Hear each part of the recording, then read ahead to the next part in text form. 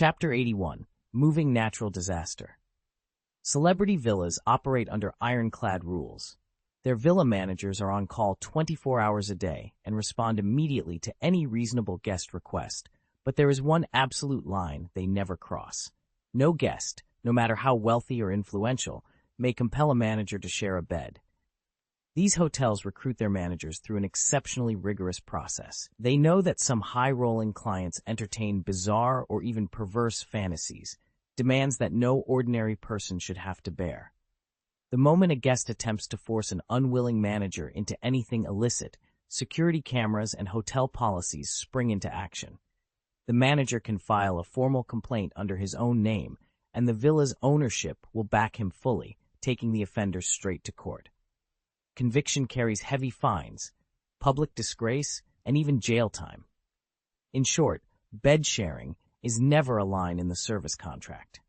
The only time a manager accompanies a guest to a private room is when he has clearly consented, and even then, he changes into separate attire before showing the guest to their quarters.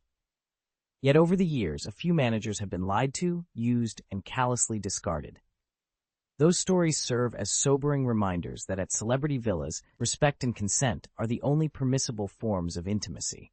The owner of the celebrity hotel flatly refused to lend his backing to any of this.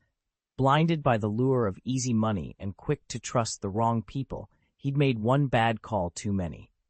In contrast, most of the hotel's villa managers fare far better. After 5 years on the job, they can afford to buy their own homes outright. When they choose to leave, they walk away with spotless reputations and the perfect resume to catch the eye of any high-net-worth bachelor. Between their polished looks, refined manners, and top-tier education, they're exactly the kind of women other men fall for at first glance. Yet it's the very access to the rich and all their hidden vices that makes most of these managers wary of marriage.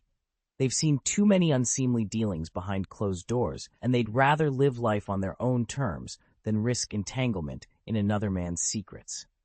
As word of the latest scandal rippled through the staff, even Sonia, one of the hotel's most seasoned employees, looked on in stunned silence. For everyone from fresh recruits to long-timers, it was irresistible gossip, the juiciest melon, as they called it, ripe for the picking. At precisely 9:30 a.m., Damien and Sonia slipped into the back seat of a black luxury sedan. The driver slipped into gear, and 30 minutes later, they pulled up outside the Bandung Convention Center, a gleaming glass and steel complex where the city's wealthiest names were gathering for today's most exclusive charity auction. Neither spoke on the drive over. Both were bracing themselves for what lay ahead. The grand hall buzzed with conversation and laughter. Men in every shade of tailored finery milled about, some impossibly handsome, others stern-faced, but most of them portly with rosy cheeks. Each was escorted by a dazzling young woman. Damien didn't recognize any of them, but their impeccable poise and designer gowns left him in little doubt. They were models or celebrities. A warm voice at his side interrupted his thoughts. "Mr. Cassadine, may I hold your arm?" Damien glanced down at Sonia's slender hand, then back at her radiant smile. "I don't think my appearance should trouble you," he said with a small, polite bow of his head. Sonia tucked a lock of hair behind her ear, letting the silk strands brush against her exquisite collarbone. Her gown dipped enticingly at the throat, revealing a hint of ivory skin that seemed almost sculpted. "It's only an auction," she replied lightly. "Nothing so formal as to demand ceremony." He raised one eyebrow, amused. "Very well, but I'll keep a respectable distance." Sonia's eyes sparkled. "Of course," she said, linking her arm through his. Together, they stepped forward into the whirling crowd, ready to play their parts at the evening spectacle.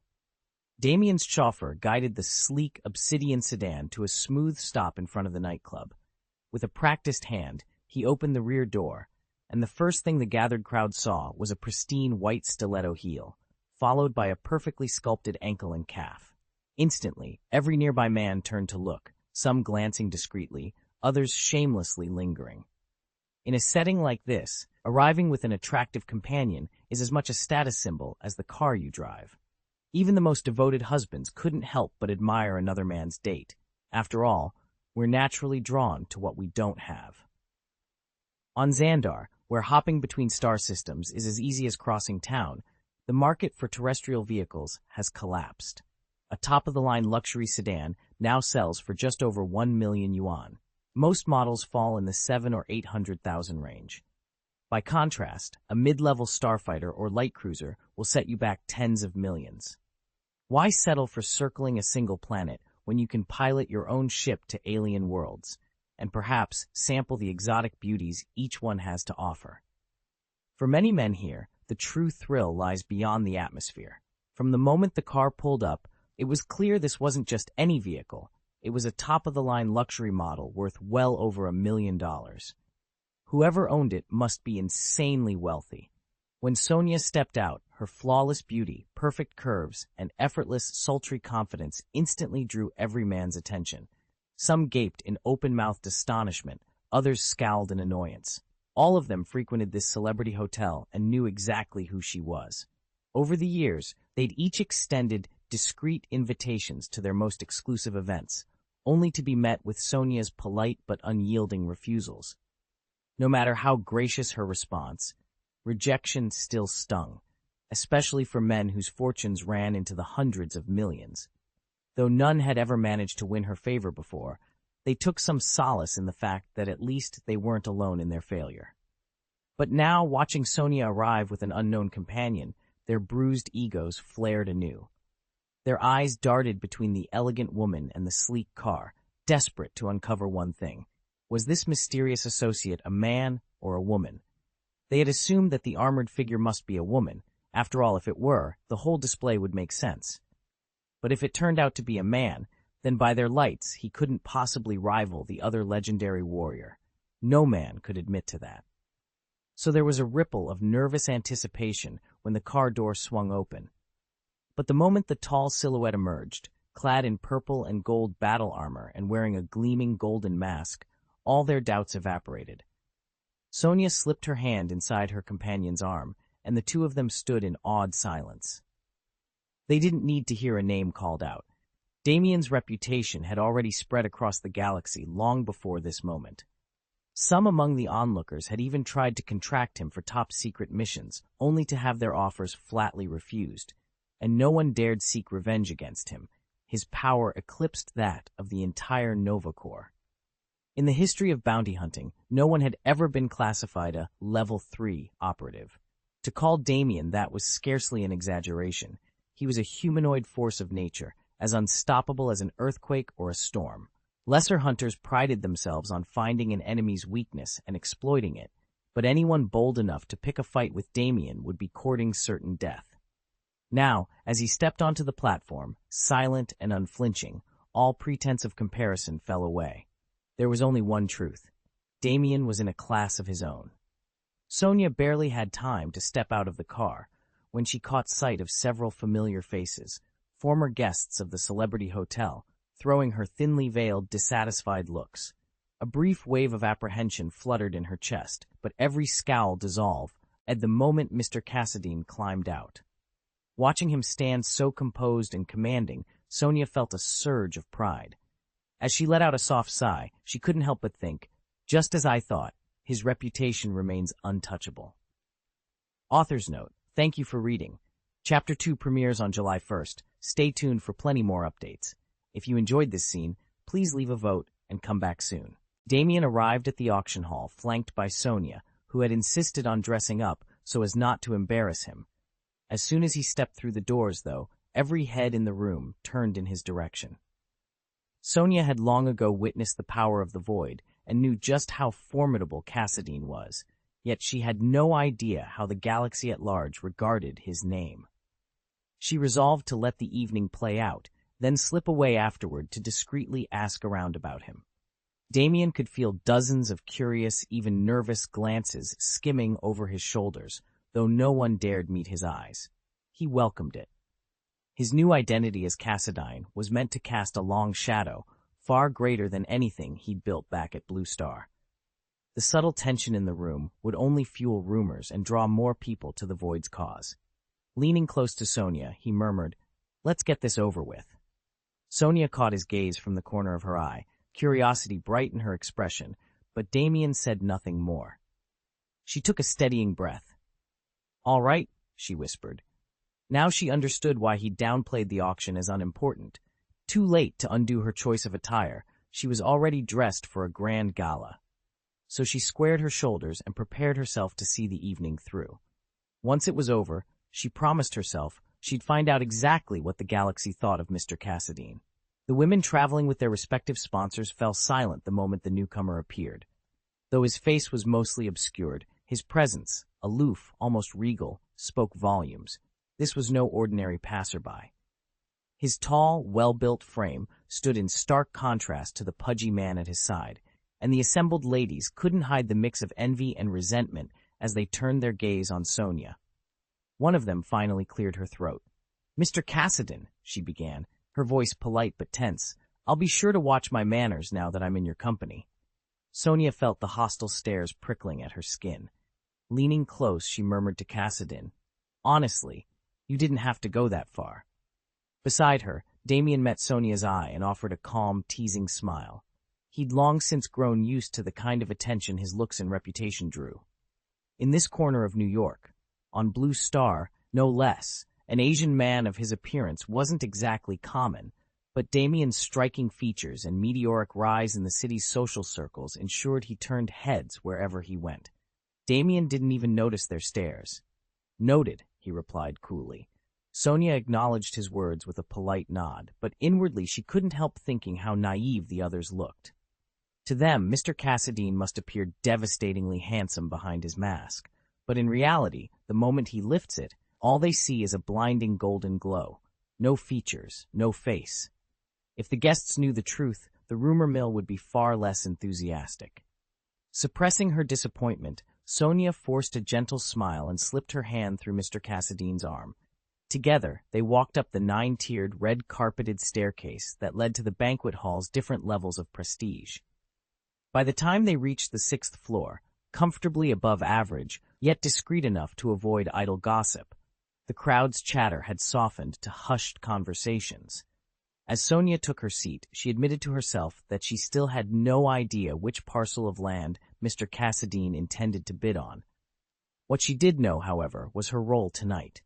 Once he made his move at the auction, she would accompany him in mingling with the other guests, maintaining their image and making sure every influential attendee remembered the name Cassadine. Damien stood in the sprawling auction hall on Xandar, waiting for his moment. Mr. Cassadine was bidding on a remote tract of land, but he needed someone else's name on the title to finalize the deal, and that someone was Damien. On Xandar, it wasn't unusual for a powerful patron to recruit an intermediary. You put your name to the deed, you're legally responsible, and in exchange you receive a hefty payment, but with that reward came serious risks. If Damien hadn't placed his faith in the mysterious void, he would have walked away, even if Mr. Cassadine had offered twice as much. Ownership meant more than simple paperwork. Failure to honor the terms could land you in prison, or saddled with crushing debts you could never repay. In the worst cases, a debtor might be forced into servitude, bound to another's whims, or even traded as a pleasure companion. And if you still couldn't settle your obligations, you might spend the rest of your life working customs or labor camps far from home. Damien trusted Cassadine's power and influence, though, so he signed the papers without hesitation. The payment he received bought him something he'd coveted for years, freedom from his 24-hour on-call assignment. From now on, he would serve only Mr. Cassadine, and comparatively speaking, that was an easy arrangement. It had already been several months. Each evening, as dusk fell over Cassadine's private estate, Damien could slip away from the formalities of service. He drew a hot bath, applied a soothing facial mask, and let the steam lift every trace of tension from his muscles. Then he dressed in soft linens, climbed into his own bed, and slept, deeply, without fear of midnight summons or dangerous debts waiting to be called due. Life in Mr. Cassadine's orbit wasn't without its demands, but for Damien, the trade had more than paid off. Here, under Cassadine's protection, he'd found a peace he never imagined possible, and a chance to rest at last. Instead of his usual morning beauty routine, Damien now found himself slumped on the lobby couch, half awake and squinting at his phone. One unexpected late-night message could still summon him to greet a VIP guest in pajamas and rumpled hair, a disaster that would ruin his standing with the elite clientele and drag down the celebrity hotel's reputation. By mid-morning, the grand hall hummed as guests arrived and dispersed to their floors. A sharply dressed auction coordinator stepped onto the raised platform, tapped the microphone, and offered a crisp welcome. He kept his remarks short. After all, everyone present knew exactly why they were here. "Ladies and gentlemen," he began, "our first lot today is a small offshore island located 120 kilometers from Shandar City. Its unique topography, temperate climate, and ideal latitude make it perfectly suited for conversion into a luxury resort, and being so close to Shandar, it promises excellent tourist diversion and strong returns for the right investor. Let's open the bidding." Damien stood amid the hush of the grand auction hall as the auctioneer raised a hand. "As long as it's documented, the benefits will be immeasurable," he declared. At that cue, a large screen flickered to life. A drone's eye view swept over every ridge and ravine of the island's lone mountain, then pulled back to reveal the entire landmass in crisp panoramic detail. Gasps rippled through the assembled bidders. "The opening bid is $200 million, the auctioneer continued. "Subsequent bids must increase by no less than $10 million. Silence followed. No one struck a paddle at once. Around Damien, the other guests, wealthy investors, property developers, luxury resort speculators, exchanged calculating glances. Buying an island, they knew, was merely step one. Turning it into a cash cow would demand far more. Every dollar saved on the purchase would stretch their capital farther in marinas, lodges, golf courses, whatever would yield the highest return. Damien, however, had no designs on profit. He watched the mountain's forested slopes and hidden valleys with a different purpose in mind. Here, he decided, the Void Cult's first temple would rise.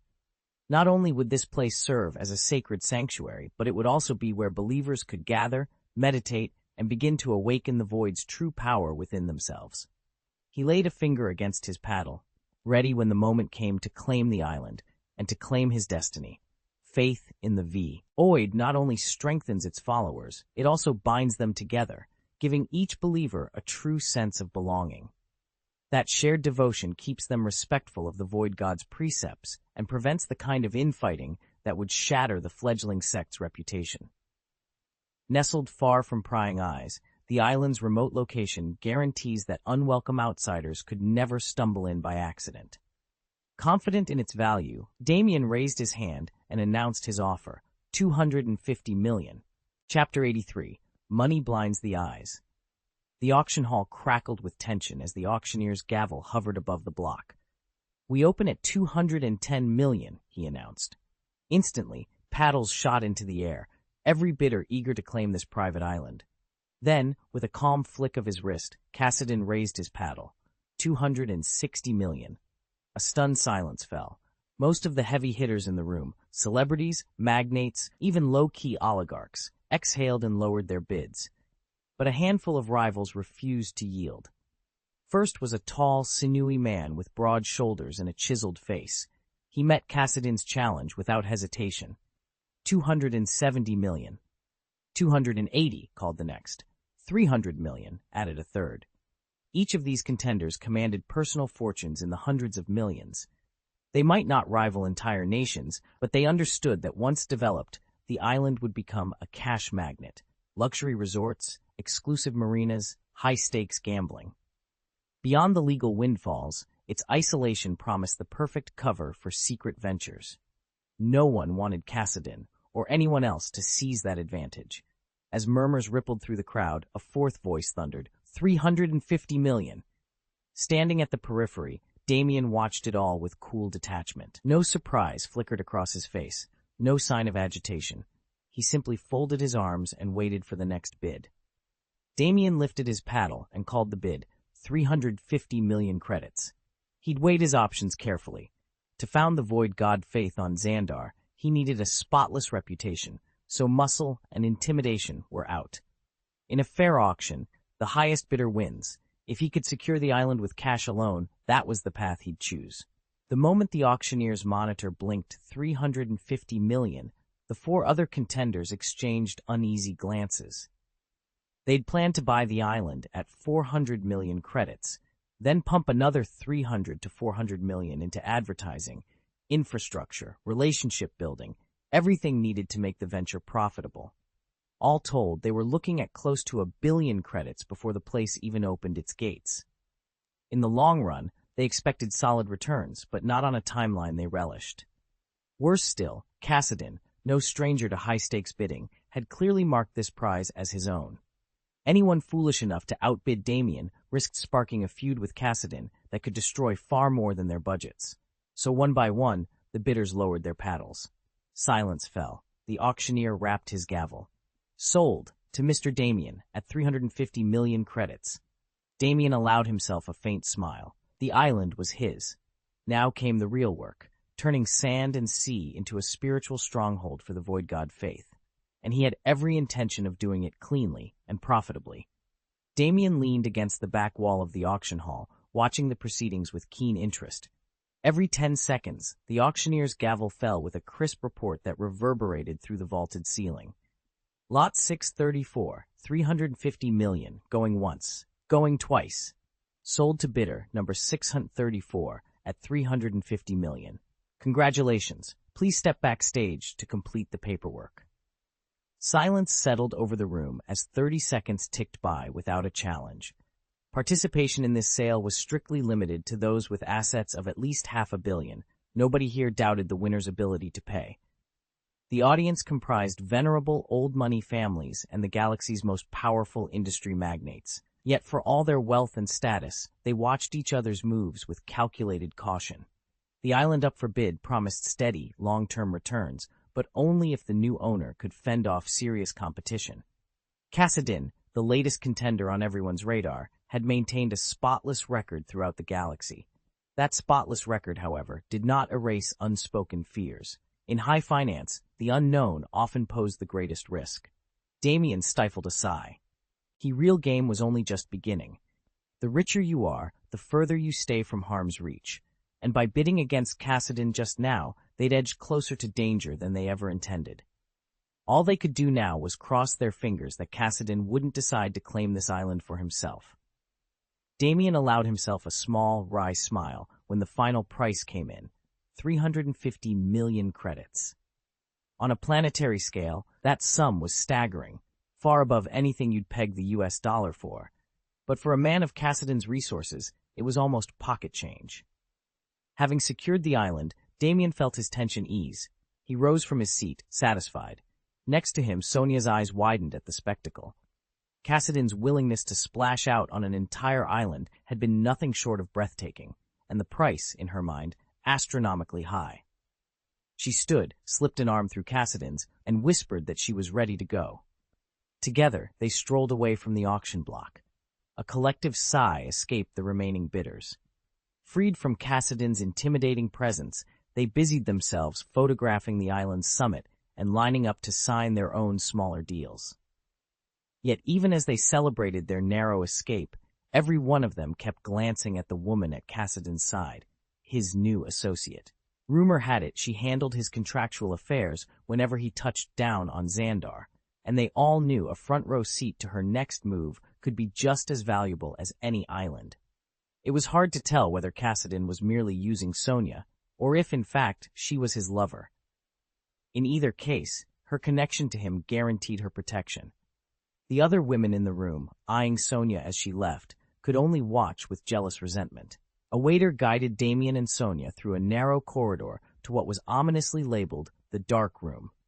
In reality, the space was generous, its high ceilings and bright lights giving it an almost gallery-like air. A sharply dressed man rose from behind a sleek reception desk. He was tall, impeccably groomed, and wore a tuxedo that seemed custom-made for him. With a courteous bow, he addressed them by name. "Mr. Cassidon," he began, "before we process your payment and issue the formal deed, there is one local regulation you must understand. Since you haven't established residency on Xandar, you're required to have a native Xandarian co-sign your island purchase. If you don't already have someone in mind, you may secure the property today by paying 50% of the total price. You will then be granted a 2-month window to find an eligible cosigner. Alternatively, for an additional fee of 1 million credits, our agency can introduce you to qualified candidates. He paused, smiling confidently. I anticipated you might have questions about this before you arrived. Just have her sign here for me. Damien wasn't caught off guard by the procedure. He shrugged and replied, It'd be best if Mr. Cassidy is kept in the loop. Please, trust me. I mean no disrespect, the man added hastily. I'm simply following protocol to keep you from drawing unwanted attention from the Nova Corps. We'd all be in trouble otherwise. At Damien's words, the man's easy grin shifted into a more serious, deferential expression. Damien nodded, satisfied. Madam, may I see your identification, please? The man asked politely. We need to confirm your background and ensure everything checks out. He gave a courteous nod, a gentlemanly gesture in lieu of the customary handhold. In these circles, where wealthy patrons often brought along female companions, whether mistresses or goddaughters, any physical contact was strictly forbidden. Certainly, Sonia said. She opened her bag, retrieved the documents she'd prepared earlier, and handed them over. Sonia had never acted as a celebrity signer before, but she was more than familiar with the hotel's procedures. After all, she'd spent years among the guests and staff at the celebrity hotel. The moment the well-dressed man examined her papers, he stepped in front of. Cassidy produced a sleek scanning device and began the verification process. In seconds, Sonia's background, her address, any registered assets, her employment history, even juvenile records, flashed up on the screen. Thank you for your cooperation, Miss Sonia, he said smoothly. Your identity is fully verified. You're cleared to sign on behalf of others. He turned, gave a confident nod, and continued. Once Mr. Cassidy completes his payment, you may begin signing his autographs. With his hair perfectly slicked back and a polite smile, he exemplified the polished professionalism that fueled this shadowy corner of the celebrity world. For these services, young women lending their names to the rich and famous, only a third ever managed to prosper. As for the other 2/3, they typically end up in jail, buried under debt, or worse, driven to madness or death by the pressures of their secret lives. Here's a polished, idiomatic revision with the protagonist renamed Damien and all pronouns clarified. Over the past few years, female signature agents at celebrity hotels have become increasingly rare, showing up only once every few years or so. And when they do appear, they're almost always newcomers, fresh to the circuit and still too green to resist the lure of big money and glossy promises. Which is why Damien was stunned today when, instead of a rookie face, a veteran villa manager, someone who'd spent more than 10 years at a celebrity hotel, stepped forward to sign on his behalf. It just goes to show that even the savviest professionals can be dazzled by smooth talk and a fat paycheck. Chapter 84. Damien didn't hesitate. With a few swift commands, 350 million credits were transferred. Any additional fees were his to cover. The contract officer glanced at the small communicator in his hand, confirmed the transaction, then laid the documents out on the polished table. All right, Miss Sonia, he said, offering her the pen. You may sign now. He studied her carefully, sympathy flickering in his eyes. In a stroke of luck like this, she could soon call a lavish mansion her home, dine on endless delicacies, attend glittering parties, and all as someone's appointed companion. But he knew better than most that such privileges often carried hidden perils. What began as a whirlwind of luxury could all too easily become an abyss from which there was no return. Sonia met his gaze, said nothing, and simply signed her name in neat script. Then she pressed her fingertip against the scanner. Instantly, her personal details began to upload into Xandar Star Management's central network. Within moments, the system would recognize her as the registered custodian of the estate. Yet despite her name appearing on the official record, ownership of the property, and every lavish benefit that came with it, remained securely in Mr. Damien's hands. Only Cassidy truly held the reins of power. If Mr. Cassidy hadn't already been implicated in a string of serious crimes, Sonia would surely have taken the fall for most of them. That's why the ultra-wealthy routinely paid handsomely for someone to sign off on their behalf. Yet Sonia had secured something far more valuable than money. All set. Let's wrap this up and head back. Cassidon said once he watched Sonia finish signing and uploading the documents into the city's administrative system. Sonia gave a crisp nod, gathered the paperwork, and fell into step beside him. The official who had been supervising the process shook his head with regret, but dared not speak out. Offending someone of Cassidon's reputation would have been unwise. With the formalities complete, Damien and Sonia slipped into the waiting car. Damien settled into his seat, then turned to Sonia. Find me a top-tier construction and design firm that can work quickly and reliably. They must build exactly to my specifications. In 1 month, I want that building ready.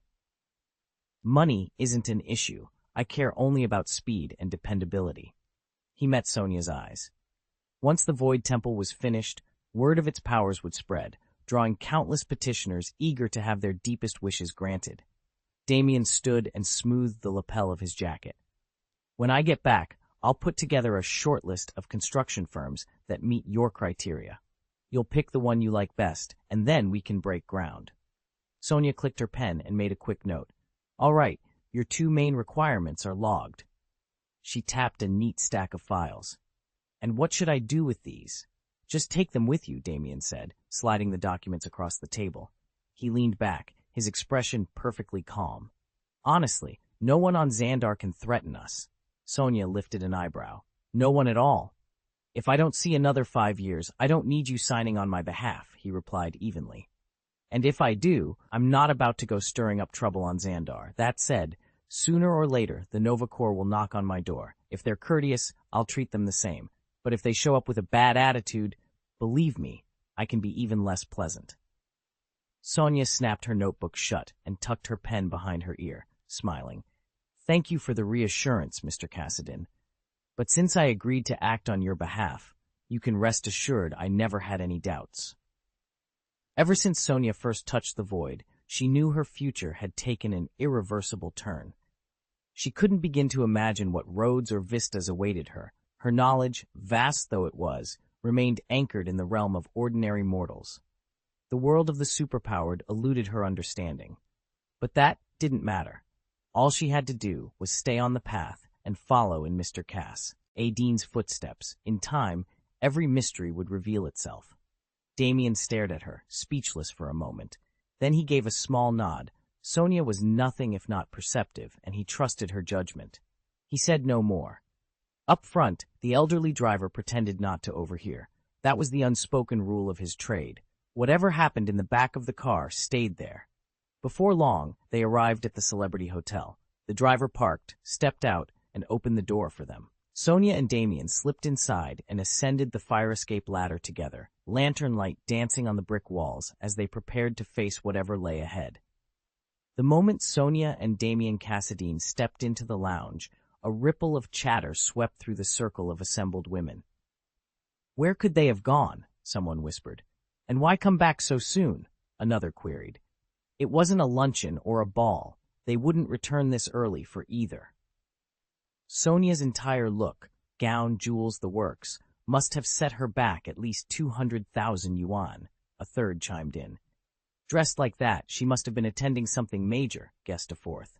Let's see, there's the Xandar Technology Expo, the landmark auction, a charity gala by the real estate tycoon, and Lord Barton's birthday celebration tonight, mused another. Who knows where they popped off to this afternoon?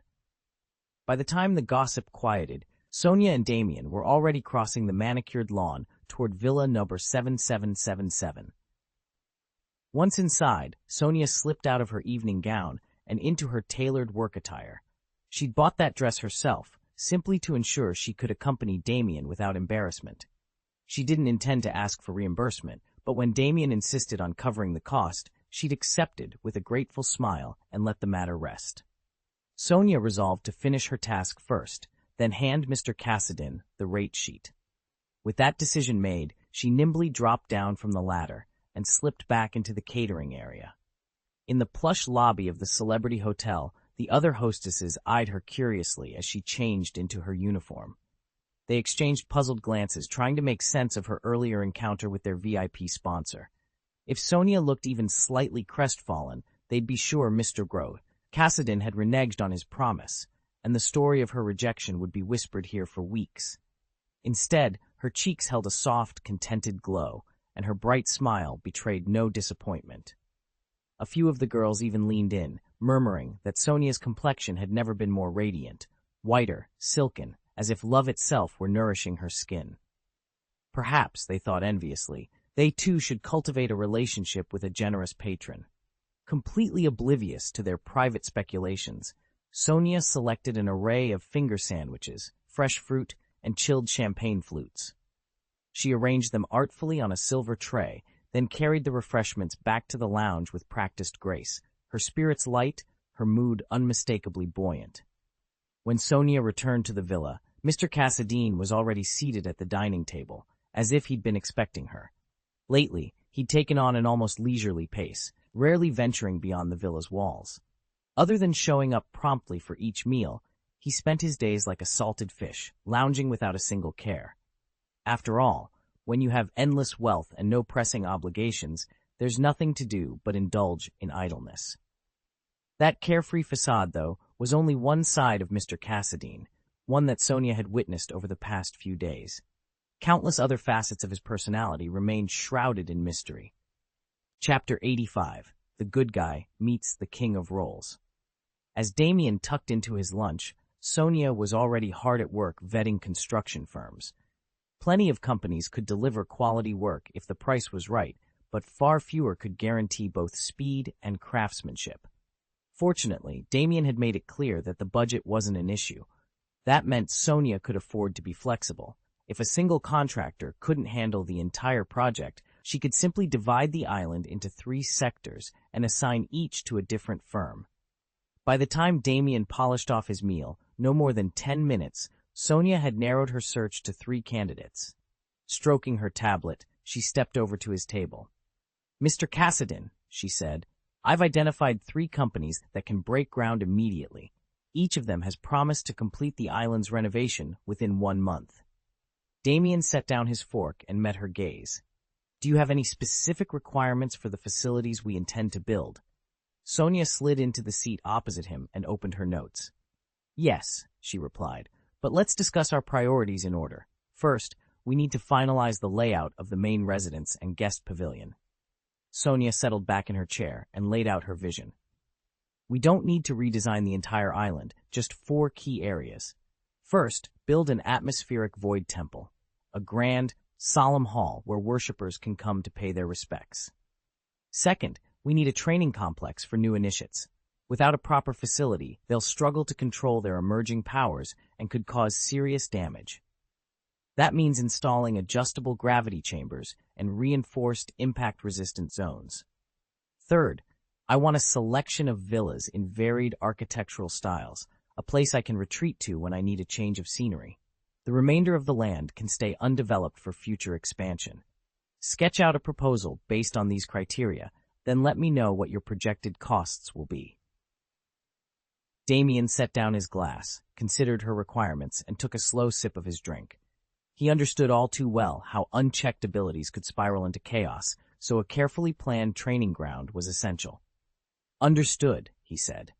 He already had ideas for modular gravity controls and cushioned impact areas that would let novices ramp up their power in stages. With Sonia's approval of the concept, he was ready to finalize the design and present her with a detailed budget. Sonia gave him a single, approving nod, confident that her island would soon become both a sanctuary and a training ground for those who walk the path of the void. Developing an island from scratch usually takes hundreds of millions, but Mr. Cassadine's plan is surprisingly affordable. Training arenas will be costly, of course, but once you have the land, constructing villas isn't that expensive. Best of all, this island is Mr. Cassadine's private property. As long as we don't operate it as a commercial enterprise, there are no taxes to pay. As Sonia surveyed the shoreline, she already had several construction schemes mapped out in her mind. Villa clusters nestled along the west coast, training pavilions overlooking the lagoon, and a discreet docking point on the northern isthmus. She knew she'd need reliable routes and transport options. Mr. Cassadine himself can teleport or fly wherever he wants, but the rest of the Void Cult's members and guests can't. Since the plan is to establish our headquarters on Xandar, We must provide ordinary ships or shuttle services to bring people here safely. Before leaving Xandar for his next engagement, Mr. Cassadin made one thing clear. Sonia would be in charge of the island's day-to-day running. He won't be here all the time, and when he's away, the responsibility falls squarely on her shoulders to see the construction through, maintain security, and ensure the Void Cult has a welcoming, functional stronghold. With the master plan laid out, Sonia felt a surge of determination. She wouldn't let him down. Damien leaned back, savoring the sweet drinks and fresh fruit as he watched Sonia prepare their meal and pore over the blueprints spread before her. When she finished tallying the projected costs, all that remained was for him to write the check. He felt a surprising rush of pride. Finding such a capable partner and stepping into the role of a client felt unexpectedly good. Sonia barely looked up. With her left hand hovering over the cosmic communicator's holo projector, she traced the temple's entire layout while running through the numbers. Land acquisition was the project's biggest hurdle. Beyond that, the architectural plans were straightforward, and thanks to her expertise, neither expensive nor difficult to execute. The real challenge lay in the sculptures and inscriptions. The Void Cult's teachings were simple enough. She'd memorized every nuance during Mr. Cassadin's discussion with Mr. Dam. She had even witnessed the terrifying behemoths of the Void and was more than capable of drafting their likenesses, but she needed formal approval before proceeding.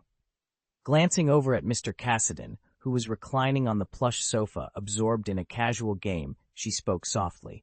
"Mr. Cassadin, may we sculpt the main statue of the Void Temple in your image?" Damien didn't even glance away from the enormous holographic display in front of him. He was too absorbed in his game.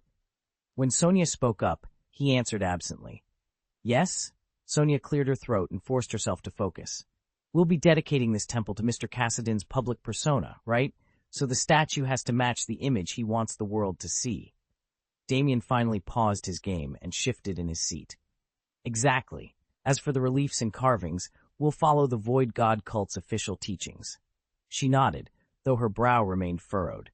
"Which teachings, specifically?" "Right now, the cult has 3 commandments and a single doctrine," Damien said, swiping through his digital notes.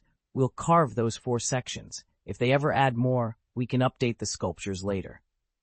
He tapped a few more controls, and the cost estimate blinked into view. 153,000 credits. Sonia's shoulders relaxed in relief. "Just 153 million? Startled by her reaction, Damien set down his controller and turned to look at her. He raised an eyebrow. "Does that seem too low?" Damien leaned back in his leather chair, eyeing the figures Sonia had just presented. According to his calculations, he needed at least 100 million for the first phase, and as long as the total stayed under $500 million, he was confident the project would be on solid footing. Still, when Sonia spoke of the total budget, he couldn't help but feel a twinge of irritation. "All right," he said, forcing a calm smile. "Let's settle on 153 million total." "Excellent," Sonia replied, her professional composure never wavering. She flipped open her notebook. "To get started, I'll draft the architectural designs for both the temple and the main villa. First, I just need to understand your stylistic preferences." She tapped her pen against the page. "By commissioning these design plans now, we'll save significantly on costs down the line. Here's the basic approach. We'll build 4 villas, each in a different architectural style.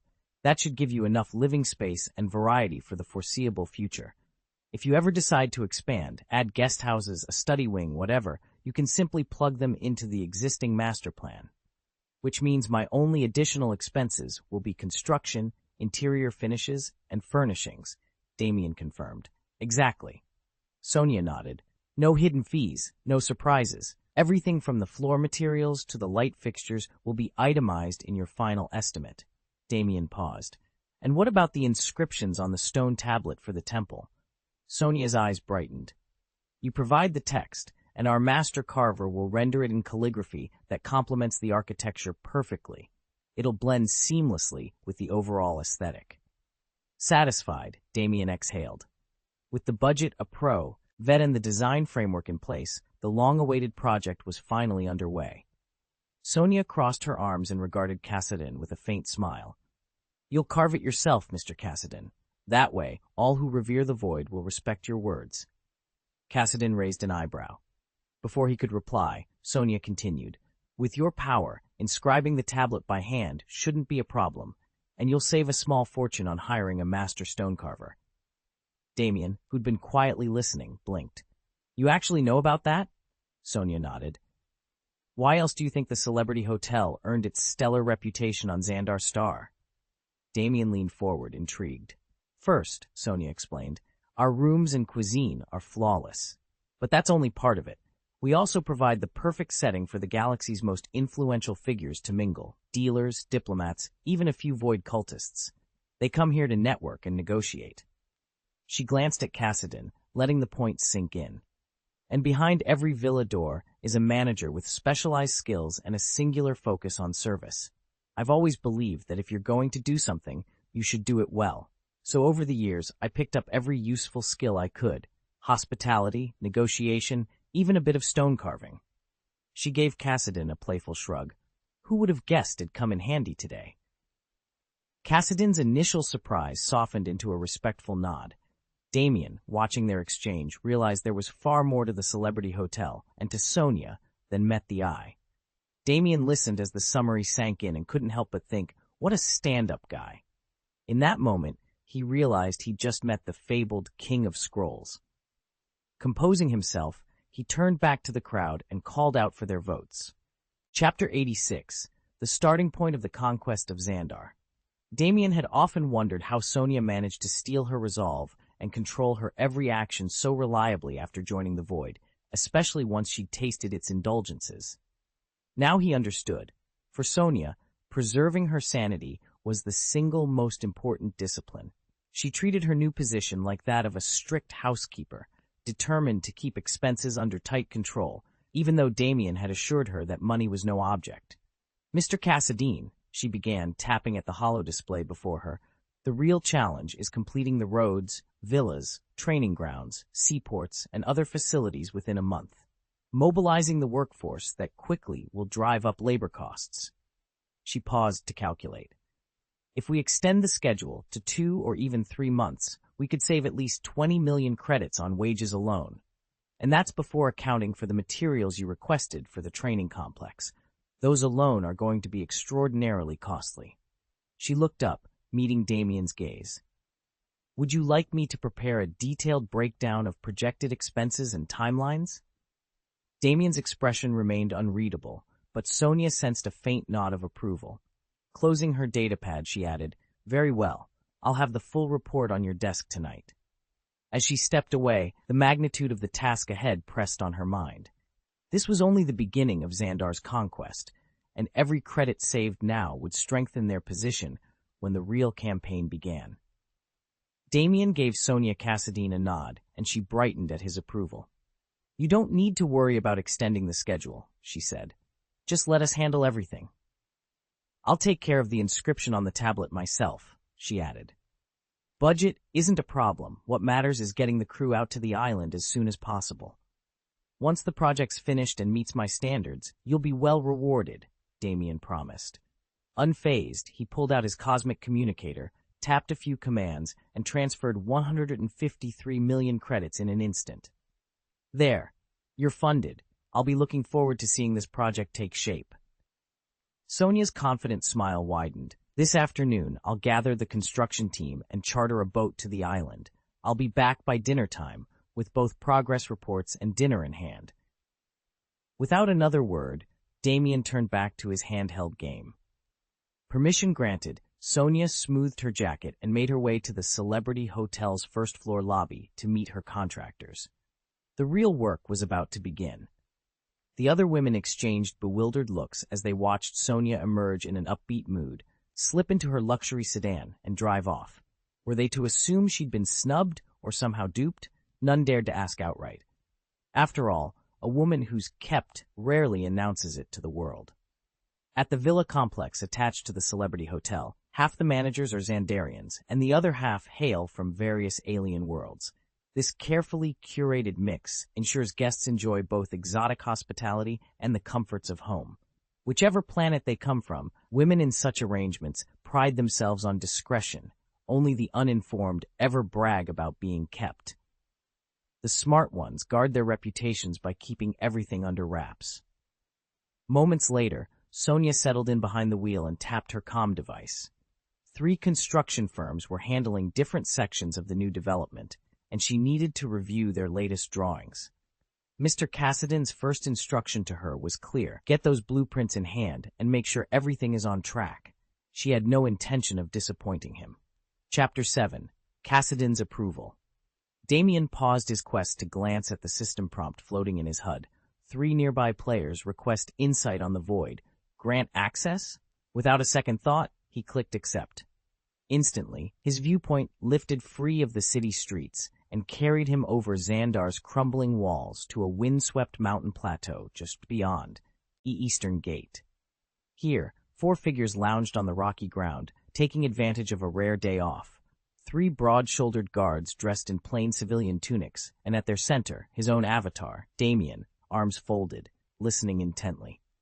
"Damien, we can feel your void power growing," the first guard said, shading his eyes against the afternoon sun.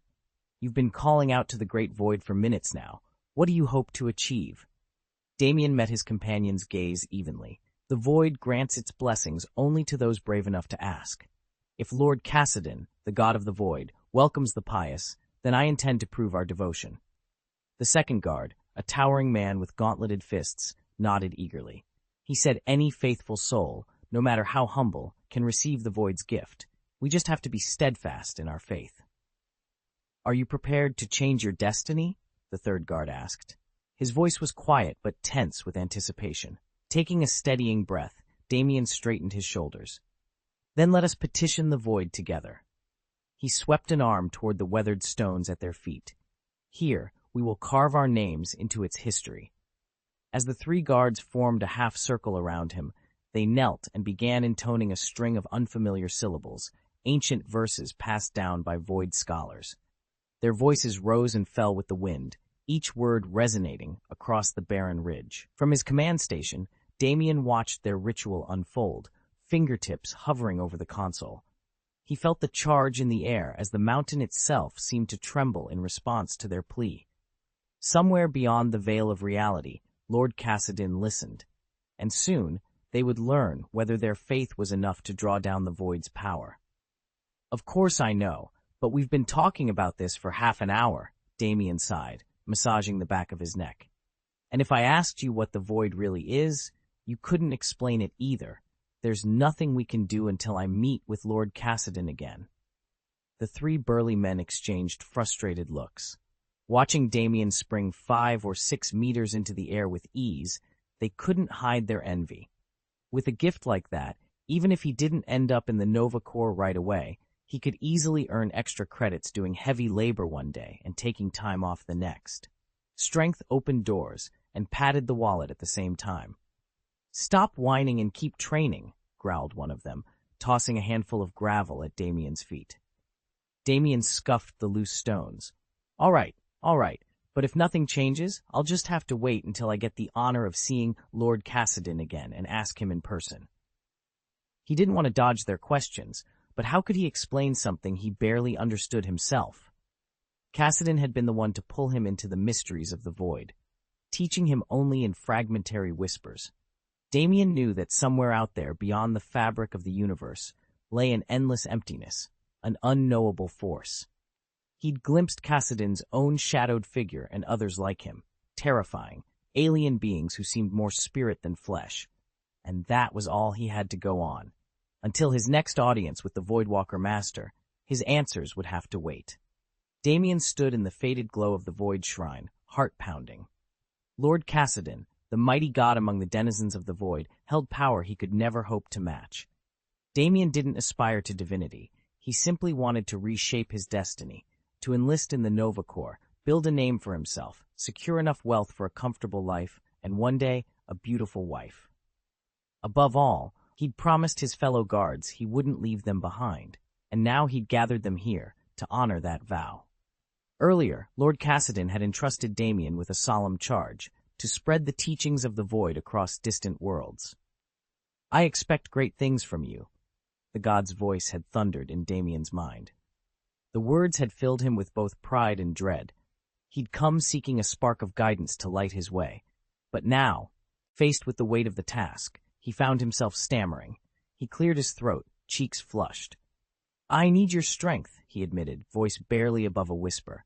Embarrassment flared within him. How could a god of the void even notice such a small request?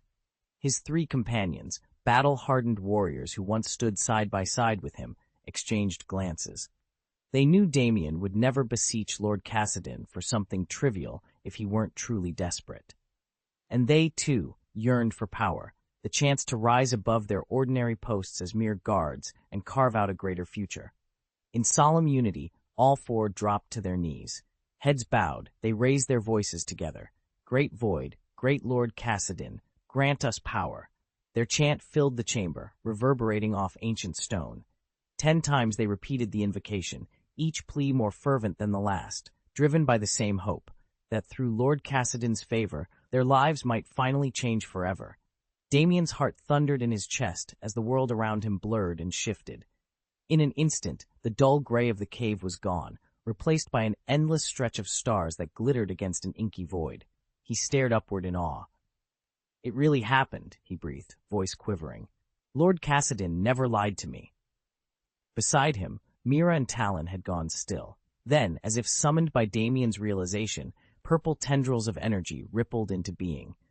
They coalesced around his friends, lifting their bodies gently off the ground. The shimmering strands wove through the air, drifting like cosmic ribbons from the surrounding darkness.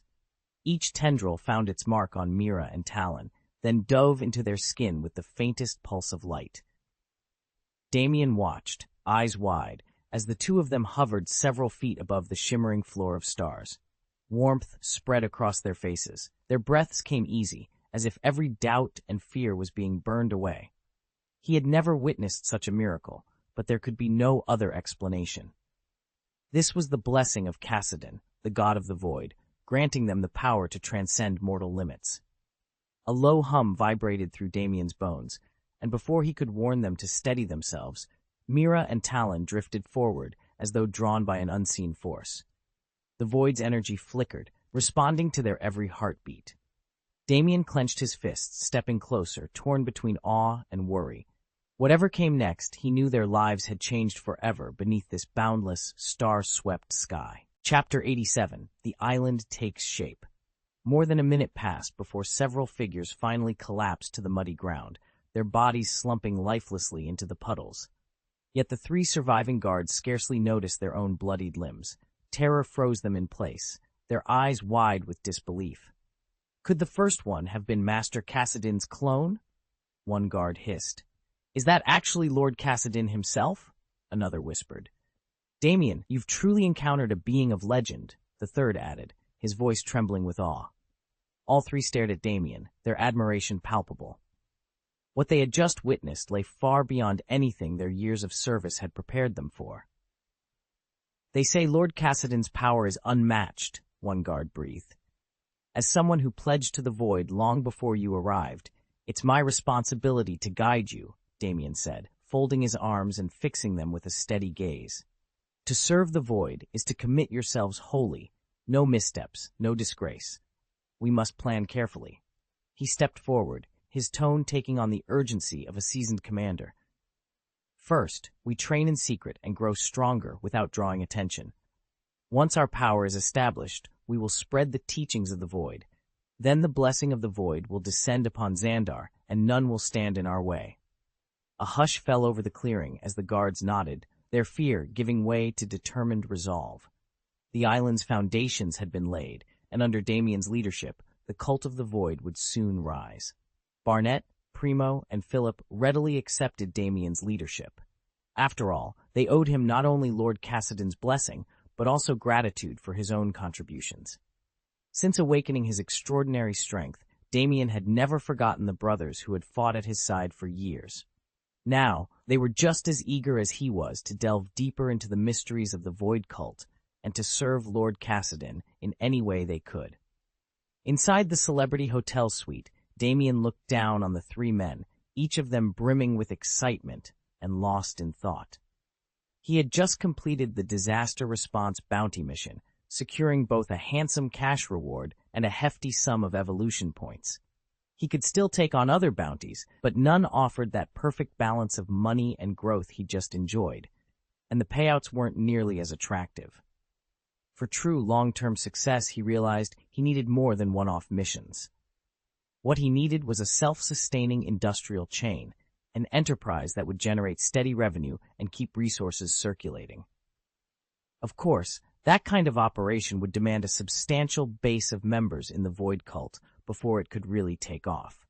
At the moment, his personal savings still stood at roughly 2.8 billion credits, more than enough to cover initial expenses. All he could do now was press on, build the cult, and hope that once it was up and running, a diverse array of talents would be drawn to their cause. Damien sighed as he watched Tony pore over his schematics again. It was frustrating that his protégé's mind was fixated entirely on the Blue Star crisis and on getting stronger for the battles ahead. If Tony could spare even a fraction of that drive for Xandarian technology, Damien was certain he could accelerate his research, invent something truly groundbreaking, and start selling it. With Tony's talent, they could turn a quick profit while fueling the godless movement back on Earth. But Damien knew he couldn't force that pace. Tony wasn't yet ready to step fully into the cosmic arena, and the Void God Faith, still starved for recruits, let alone gifted visionaries, couldn't afford to rush its growth. Every initiative had to proceed deliberately. As long as they survived the fragile opening stages, he reminded himself, everything would fall into place. He also dismissed a tempting shortcut, offering wealthy donors the chance to swear fealty to the Void in return for massive contributions. Sure, the money could flood in, but it would place him or ever on the hook, managing egos, placating demands, and dealing with the fallout if they wavered. More important was the creed he had chosen to champion. The Void grants belief to anyone who truly longs for it. The less power you come in with, the more desperate you are to change. That principle was unshakable. Damien would rather walk the long, uncertain road than betray the first tenet of his faith, that every soul, no matter how small, deserves a chance to embrace the Void on their own terms. They've all felt the sting of helplessness before, and now that they've been granted the power of the Void, they'll treasure it above all else. Their faith in the Void only deepens with every passing day. So long as they remain devout, they have no reason to harm the Church of the Void. In fact, their foremost task is to recruit more true believers. With a growing flock of worshippers, Damien can draw on a steady well of Void energy. It's a perfect symbiosis. Knowing there would be plenty to occupy him once the Void Divine Church was formally established, Damien decided to set his worries aside for a time. He cleared his mind, picked up his favorite game, and let himself relax. Better to rest now than be overwhelmed by duties later. Over the following month, Damien fell into a simple routine. After each meal, he would unwind with his game. Meanwhile, Sonia spent her days on the island, overseeing the construction crews. She made regular rounds to ensure no one slacked off once their pay was secured. As the project's designer, she also pored over every blueprint, checking each wall and corridor for potential flaws. Together, they made steady progress, Damien replenishing his spirit, Sonia perfecting every detail, preparing for the day the Void Divine Church would open its doors. He still had to sort out the new shipping routes with the Maritime Planning Bureau, but even running errands from dawn to dusk never felt like a chore to Damien. In fact, he was thriving on the endless variety of tasks. This was exactly the life he'd always craved, no longer confined to managing villas or catering to luxury hotel celebrities, but out in the world, tackling whatever came his way. In the first weeks, he barely noticed hunger as he threw himself into his work. By the end of the month, though, he realized he'd practically evolved 3 times over. His strength had soared, his stamina seemed boundless, and even fatigue vanished after a mere half-hour's rest. If people knew that joining the Void could bring such transformations, they'd pay any price for the chance. And yet Mr. Cassadine had charged Damien almost nothing, only a few simple tests and gentle proddings, and then handed him this life-changing opportunity. That generosity felt more precious than any fortune. Now, a month had slipped by in the blink of an eye. That very morning, Damien shrugged out of his old work uniform, signed his resignation papers, and faced Mr. Cassadine with calm resolve. "Sir," he said, "I'm ready to depart." Yesterday was Sonia's last day as villa manager, and today she officially stepped down from her position. To celebrate her newfound freedom, she dressed in a crisp white blouse and snug white shorts that showed off her long, alabaster legs. She practically glowed with youthful energy, and her eyes sparkled with hope for the future. "Mr. Cassadine, I'm ready to go," Sonia announced, holding a single tote bag in both hands. She looked at Damien with a bright, carefree smile. Damien returned her grin. "I've taken care of every request you made. Come with me and see for yourself." Sonia set her bag down and peered into it. "Is that everything?" she asked, a hint of surprise in her voice. "Yes," Damien replied. "The rest of your things have already been shipped to the island." "I know," she said easily. "I didn't need to worry about transportation. But I want you to come with me this time," Damien said, his tone firm but friendly. "We'll travel the proper route to the island. That way, I can explain everything in person." Sonia nodded, excitement dancing in her eyes. "Sounds good." With that settled, Damien closed the villa door behind them, and they set off toward his private island, Sonia eager for a fresh start, and Damien ready to reveal the next chapter of their journey. Damien realized that acceding to Sonia's request would shed more light on the situation, and he had no reason to refuse. With that in mind, he stepped forward and cast his vote. Chapter 88, Arrangements are in place. Damien trailed behind Sonia as she descended the grand staircase. The moment they reached the lobby, every head turned in their direction. Over the past month, Sonia's daytime outings had become the talk of the staff at the celebrity hotel. Under ordinary circumstances, no employee could wander the city so freely, especially with high-profile guests to attend to. Yet Sonia moved as if she owned the place, a clear sign of her special bond with Mr. Cassadine, the mysterious tenant of Suite 7777. Rumor had it that, just 2 weeks ago, Sonia had submitted her resignation. Whispers circulated about what magic elixir Cassadine had poured into her coffee to win her loyalty. Despite handing in her notice, though, Sonia had never looked happier. Today, she stepped out in sharp jeans and a simple blouse, her face bright with a carefree smile. Watching her glide past the reception desk, her colleagues couldn't hide their envy. They all knew one thing.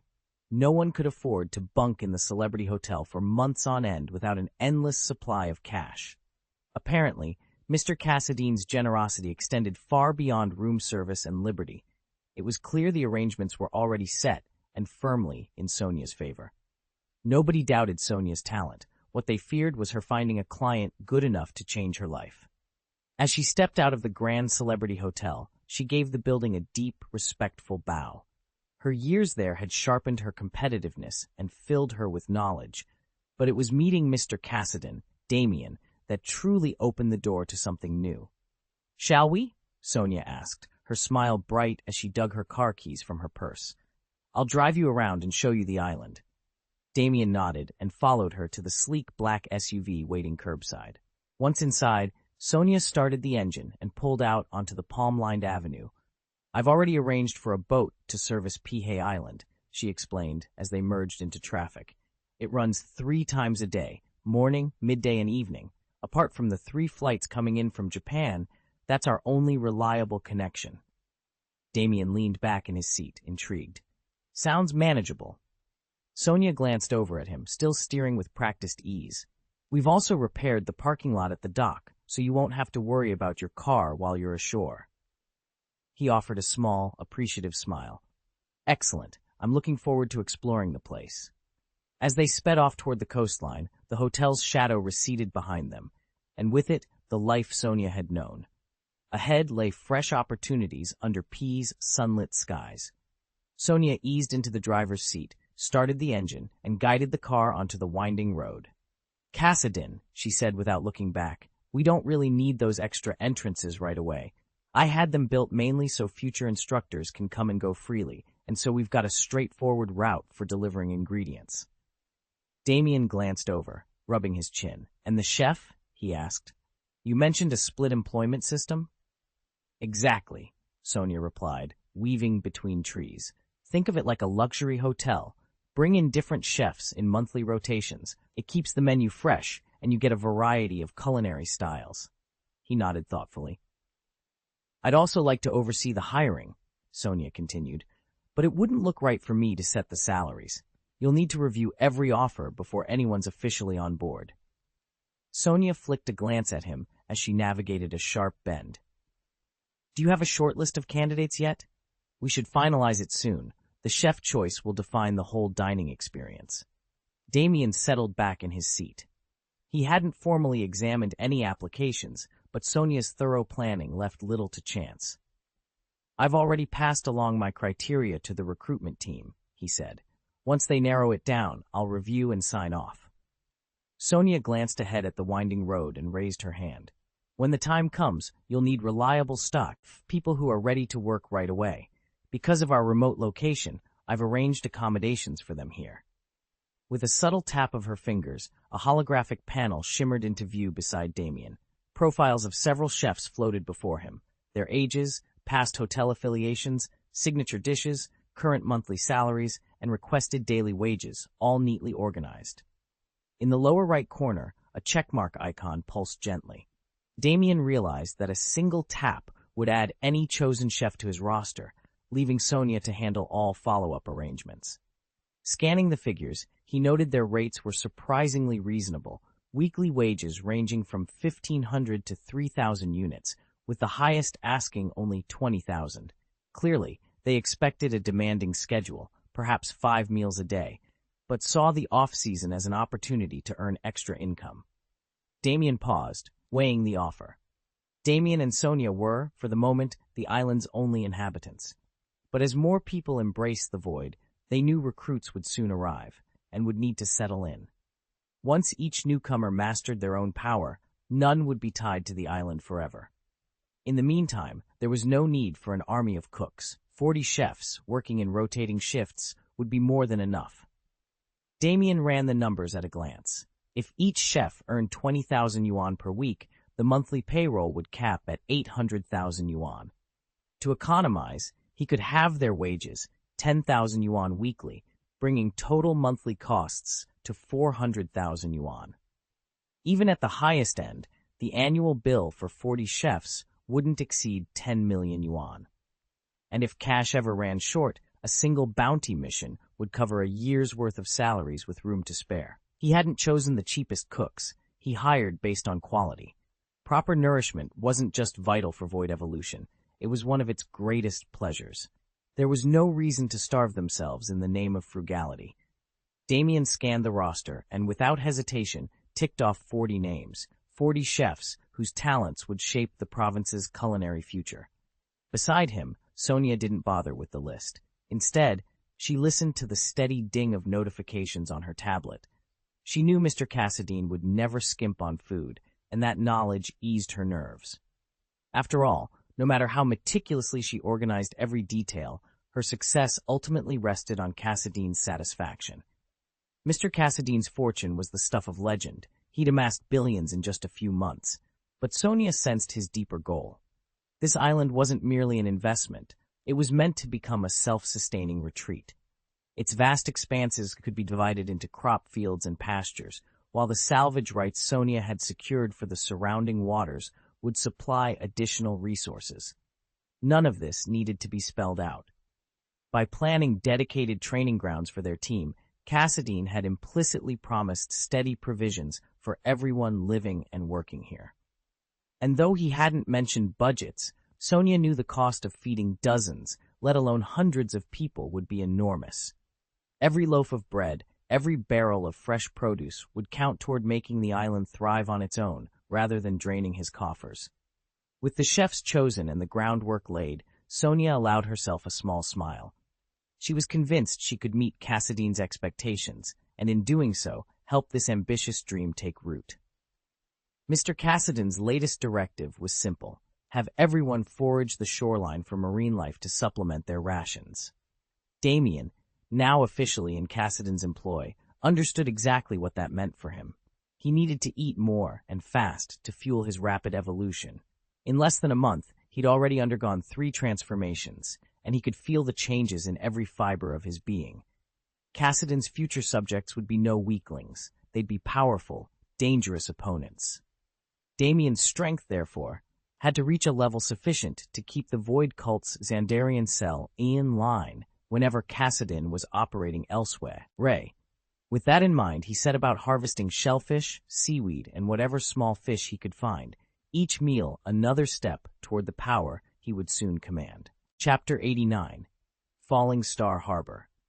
Sonia steered out of Sandar City, leaving the bright lights of the Celebrity Hotel behind as she headed toward Falling Star Harbor. Over the past several weeks, she'd become a familiar, if unexpected, face here, arriving almost every day. Even those who didn't know her personally recognized the elegant woman stepping out of a sleek car, greeting them with a warm smile, and often handing out small gifts. Now that she planned to live on the small island 40 miles offshore, the harbor staff braced themselves for more visits. "We've arrived, Mr. Cassidon," Sonia announced, easing the car onto the road that led down to the transporter ship pier. Before Damien Cassidon could unbuckle his seatbelt, Sonia swung her door open. Her long, shapely legs immediately caught the eyes of every man nearby, and a chorus of whistles and playful catcalls erupted. "Who's that beauty?" one shouted. "If you pinched those pins, you'd never let go." "I did not expect this kind of welcome today." "Xandar City's full of surprises, huh?" Damien slipped out of the car and stifled a grin. He gave Sonia a sideways glance. Some greetings, he thought, were all too familiar. Damien watched the sun dip toward Xandar's western bay, its dying light dancing across the water. "I'll have to come back here tonight," he said, half to himself but loud enough for the others to hear. Around him, a handful of dockhands leaned against steel pillars, bantering as they waited for the evening shift to begin. A low rumble of a sports car cut through their chatter. Heads turned as a sleek scarlet coupe glided onto the quay. Its paint gleamed even in the fading light. One of the dockhands whistled. "Think any of us stand a chance with her?" he joked, nudging his friend. Damien studied the driver, a young woman who couldn't be more than 22 or 23, and yet she'd just rolled a million-yuan car onto this weathered pier. "There's serious money behind that wheel," he muttered. "Yeah," another chimed in, tossing a rag over his shoulder. "Either she's some heiress or someone's prized protege." These sailors spent most of their lives on freighters and cargo ships. They rarely saw strangers, especially not glamorous young women, at Xandar's ports. And although the planet's laws tolerated wealth's influence, they drew a firm line at force. Anyone who tried to bully their way into a woman's favor would find themselves in prison. Sonia, standing a few paces away, had been listening. She glanced at the massive freighter unloading next to them. The crane's hook bore a familiar emblem, a dragon coiled around an anchor. Mingyang Shipping. She straightened, folding her arms. Tonight's visit just got a lot more interesting. This shipping company only has a one-off contract here and won't be back, so Sonia didn't bother with formalities. She walked around to the car's passenger side and opened the door for Damien. The moment he stepped out, he drew every eye in the harbor, more than even Sonia managed. Regulars at the docks all knew she ran errands for a powerful benefactor, and now they saw why. Damien was nearly 7 feet tall, clad in sleek battle armor, and his face was hidden behind a reflective mask. The stevedores paused in mid-lift, suddenly nervous. One of the dock foremen cleared his throat. "Everyone, keep your heads down and your tongues in check. Our company might limp along if we insult Miss Sonia's associate, but if we cross him..." He let the threat hang in the air. "Our sorry hides won't be worth anything." Nearby, the captain of the freighter stiffened, eyes narrowing as he recognized Damien. "Me." His voice was sharp as he turned to his first mate. "Do you know who that is?" The first mate swallowed and shook his head, but his warning glance at the crew was enough to send a ripple of guilt through them. No one was about to test Damien's patience, and everyone was eager to finish unloading before he gave them a reason to regret it. "I don't know him personally, but I know of him. The only level 3 bounty hunter in the Galaxy. I never believed the rumor that he was on Xandar was true." Captain Wu of the Mingyang freighter fixed Damien with a steady gaze, his expression equal parts awe and disbelief. For months, every bounty hunter with a blaster and a dream had descended on Xandar in search of the legendary Cassidon, the so-called God of the Void, the lone level 3 in existence. They'd scoured every cantina and backwater, offering a 1,000,000 credit reward for any solid lead. Yet all their efforts had failed, until now. Wu's eyes flicked nervously around the silent crew. No one dared speak. Each sailor seemed caught between fear and reverence at the thought of exposing Kassadin's hiding place. Would the hunter be grateful, or would he rain vengeance on anyone who dared disturb his peace? Damien met their stares with calm indifference. He was no one's trophy. He turned to First Officer Sonia. "Which vessel are we taking?" Sonia nodded toward the bay. "That yacht over there, Captain." With that, Damien strode off the freighter and toward the elegant private yacht moored at the dock. Their next stage in a journey no one aboard could yet guess the true destination of. Sonia smiled and laid out the transport plan. "Right now, we have 3 yachts running shuttles to and from the island. If more people decide to join the Void Cult, we can add up to 3 vessels at any time. For supplies, a small cargo ship brings in fresh ingredients every day, and we fly in perishables once a week. We've already built the breeding ponds and climate-controlled storage, so freshness is never an issue." She paused to let him absorb the details. "If our membership grows, we can upgrade to medium-sized freighters and increase the airlift frequency as needed." Damien nodded, clearly pleased. "Excellent." He turned toward Mr. Kassadin, who had been listening quietly from the doorway. "Could you arrange to have my car shipped over to the island as well?" "Consider it done," Mr. Kassadin replied. "And Damien, I'll help you chart the route." Damien gripped his chin thoughtfully. "The island lies 40 nautical miles from this harbor. With our fastest yacht, it's just a 1-hour round trip." Sonia beamed at him. "That's perfect. It gives everyone plenty of flexibility. Come and go as you please." Damien allowed himself a small smile. The logistics were in place. Now it was only a matter of bringing more people into the fold. With transport, supplies, and infrastructure sorted, the Void Cult's future on the island had never looked more secure. Damien nodded in agreement, and Sonia strode off to finalize the arrangements. Standing at the edge of the harbor, Damien let the brisk sea breeze wash over him. He didn't bother scanning the docks. Sonia had handled every detail so far, and he trusted her judgment. Still, he planned to explore the island himself before deciding whether her preparations truly met his standards. If they did, he'd consider rewarding her handsomely. Within moments, Sonia was back on the phone, coordinating with the local shipping crew. She'd arranged to have her car ferried across to the island today, ensuring they'd have reliable transport once they arrived. Satisfied, she waved Damien over toward a sleek speedboat bobbing at the pier. The vessel's skipper, a broad-shouldered man in beach shorts and a vibrant floral shirt, greeted them with a friendly grin. His sun-kissed skin and easy confidence gave him an unmistakably island-born air. "Miss Sonia," he called out, "is anyone else coming aboard today?" Sonia shook her head, her smile bright. "No, Mike, it's just the 2 of us. Let's cast off." "Got it," Mike replied, stepping into the cockpit.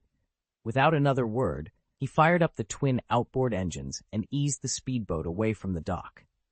Damien settled onto the cushioned bench, the engine's hum promising a swift crossing, and the start of his island inspection. Damien hesitated, hands folded in his lap. Since Miss Kassadin hadn't spoken first, he didn't want to address her abruptly and risk an awkward misunderstanding. Before he could work up the nerve, Sonia Kassadin gestured toward the round table on the yacht's sunlit deck. "Please, have a seat," she invited. Damien slid into the polished teak chair as Sonia disappeared below. Moments later, she re-emerged carrying a tray of assorted iced drinks, fruit sodas, lemonades, even a few slender bottles of sparkling water. "We haven't quite settled on a chef yet," she said with a hopeful smile, "so these will have to tide us over." "Perfect," Damien replied, accepting a crisp can of grapefruit soda. He sipped it gratefully. He wasn't picky, as long as it was cold. With Damien comfortably seated, Sonia relaxed. She leaned against the table's edge and began outlining their plan. "Port Alexia is just south of the Silver Isles," she explained, tracing an imaginary line on the deck beneath her fingertips. "It's small, population under 2,000. From there, we'll sail east-northeast for about 30 nautical miles. The island itself lies in a sheltered cove, so it's easy to spot once you know where to look." Though Damien hadn't explicitly asked for directions, he listened intently. Every detail was crucial: the harbor name, the sailing route, the island's hidden inlet. Soon, he would be the one sharing this information with others, and making sure they understood it precisely. By the time Sonia finished, the sun had dropped low enough to paint the sky in shades of pink and gold. Damien set down his drink, nodded, and allowed himself a small, satisfied smile. He had everything he needed. Now it was time to bring everyone else on board. It's scheduled to go live on the 1st of next month. We'll be rolling out plenty of updates then, so please stay tuned. Chapter 90. Arriving at the Private Island. Damien's private island lay 41 nautical miles southeast of Falling Star Harbor. Sonia had told him how the harbor got its name. Long ago, a meteorite struck Xandar and triggered a catastrophic disaster. In the aftermath, curious travelers swarmed the impact site. Over time, what began as a scientific curiosity evolved into a bustling tourist destination, and the harbor's economy boomed. Most of the original inhabitants struck it rich almost overnight. Flush with cash, many abandoned the harbor to settle in Xandar City or other thriving urban centers on the planet. Like so many who come into sudden wealth, they didn't know how to invest wisely.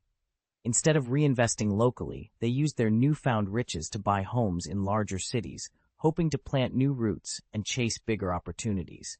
Though Falling Star Harbor sat a mere 80 kilometers from Xandar City's gates, the distance felt far greater to those who crossed it, trading the harbor's salty air and easy rhythms for the unending pace of city life.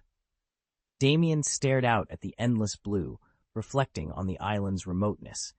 It lay more than 200 kilometers from Xandar City, farther even than the official city limits. Over a century and a half had passed since the famed Falling Star incident, and in that time, the lure of seabed treasure had all but vanished. The original islanders, once prospering from meteorite fragments, had long since departed for wealthier ports, leaving only a trickle of descendants behind. Today, the Falling Star existed only in fading folklore, a story told around dwindling campfires. The only remaining commerce came from auctioning off the few privately owned isles, squeezing out whatever value remained. Damien tapped his chin thoughtfully. 150 years might seem a brief blink geologically, but for an intelligent species, it was more than enough to reshape societies. Change could be swift, yet the legends endured. Half an hour later, the yacht slid into a modest harbor carved out of volcanic rock. It was smaller than the sprawling Falling Star port Damien had read about, but still capable of handling sizable cargo vessels. He smiled, realizing Sonia had planned every detail of this trip. Whatever lay ahead on these forgotten shores, they were as prepared as they could be. Damien stepped off the boat onto the small island's sun-baked pier, brushing salt spray from his jacket. As he did, Mike called after them. "Miss Sonia, if you need a ride back, just give me a call." Sonia waved him off with a smile. "Thank you. I'll let you know if anything comes up." Then she turned to Damien. "Mr. Cassadine, right this way, please." Damien followed as Sonia led them toward a cobblestone path. After a few steps, she paused and asked, "Would you like to see the temple first, the villa, or the training grounds?" He considered for a moment. Villas were nice, but they were merely guest quarters. What truly mattered was the island's true purpose, to serve as the cradle of Xandar's void cult. "Let's start with the temple," he said. "Excellent choice." Sonia smiled and pointed down the winding path. "If you keep following this road, you'll come to the Temple of the Void God right at the island's center." Damien glanced ahead at the lush tree line and the faint silhouette of towering columns in the distance. "It looks farther than I imagined. Would it be possible to drive?" "Of course." Sonia produced a small tablet from her bag and tapped the screen. "We'll take the electric buggy. This island is destined to become the foundation of the Void Cult on Xandar. Every building, whether temple, villa, or training hall, must be perfect from the start." As they climbed into the waiting buggy, Damien felt a surge of anticipation. Here, on this remote speck of land, his vision for the cult would finally take shape. "No matter what, I have to see it up close," Damien insisted. "You'll understand better once we start walking," Sonia replied. Damien had heard that Sonia had built a temple at the very heart of this island. He glanced at the freshly repaired road winding before them and nodded. "All right, let's go." Though confident in her abilities, Sonia felt a flutter of nerves as she led Damien into the island's interior. Until now, the place had been completely undeveloped. Towering trees formed a dense canopy overhead. But someone had recently carved a smooth, straight road through the forest. The morning's rain still clung to every surface, and shafts of sunlight breaking through the leaves released the rich scent of damp earth. Damien hadn't been on such an unspoiled island in years. He took in the scene with keen interest. The road was immaculate, the pavement unmarred. At regular intervals, carefully designed signposts pointed the way. Thanks to Sonia's resources and her vision, there was no risk of getting lost in this wilderness, no fear of stumbling blindly into the unknown. Here, money had indeed worked its magic, taming the wild without erasing its beauty. Sonia led Damien down the island's narrow coastal road, her steps sure and steady. The total area here is about 327 square kilometers, she began, scanning the low hills and dense forest stretching out on either side. From the harbor to the temple up ahead, it's over 30 kilometers on foot. We've built the roads, but 2/3 of the land remains completely undeveloped. She paused at a fork overlooking a valley of dark green trees. If we plan intelligently, our initial investment will pay for itself. We won't need to pour huge sums into maintenance every year, and sooner or later, the development fund will generate real profit. Damien noticed how easily Sonia kept pace. She joined the void and evolved multiple times, boosting her stamina to superhuman levels. Without those enhancements, a 200-kilometer trek would have left her feet bleeding. As of now, Sonia continued, you'll take charge of day-to-day management. Whenever you have a proposal, submit it to me. If I approve, you'll receive the necessary funding and can go ahead with construction. Damien glanced over the unspoiled hills and the quiet villages tucked into hidden coves. He tucked his hands into his jacket pockets and smiled. I can't wait to get started, he said. There's so much potential here. Good. But as the cult of the Void God grows, our future development costs will actually drop quite a bit, Damien remarked. If every member is truly blessed by the Void, Sonia replied, they'll all gain exceptional strength and endurance, perfect for heavy labor, and their lifespans will lengthen as well. Damien leaned back, considering her words. Then we simply need to acquire the proper materials and hire the right experts to guide us. Sonia forced a smile at his confidence, though a small knot of unease tightened in her chest. She just learned that Damien intended to leave her in charge of the island for most of the time. Rumor had it his absence wouldn't be measured in days or even weeks, but in months. Truthfully, she wanted to ask him where he planned to live. After all, he was investing a fortune into this project, yet barely stepped foot on Xandar. But she knew such a question would overstep her place, so she held her tongue, keeping her curiosity locked away. It's good to save, but only if people are willing to do it, Damien said softly, folding his hands in front of him. We can't force anyone in the void to pay their dues. That's how internal strife starts. Sonia bit her lip. But if they don't pay, won't we collapse under our own expenses? Discord is always the seed of chaos, Damien nodded. I understand why you're cautious. Saving every credit you can is wise. But when the time comes, you must be ready to contribute your fair share. In this universe, if you have the power, there are countless ways to earn what you owe. He watched her consider his words. Sonia was talented and clear-sighted. She'd seen more of the Void's possibilities than most newcomers. Yet she'd only recently joined and hadn't unlocked a top-tier ability to turn into quick profits. So she clung to every spare credit as though it were life itself. Damien didn't blame her frugality. In fact, he admired it. Far better to build a stable foundation than to chase after instant power boosts that might backfire.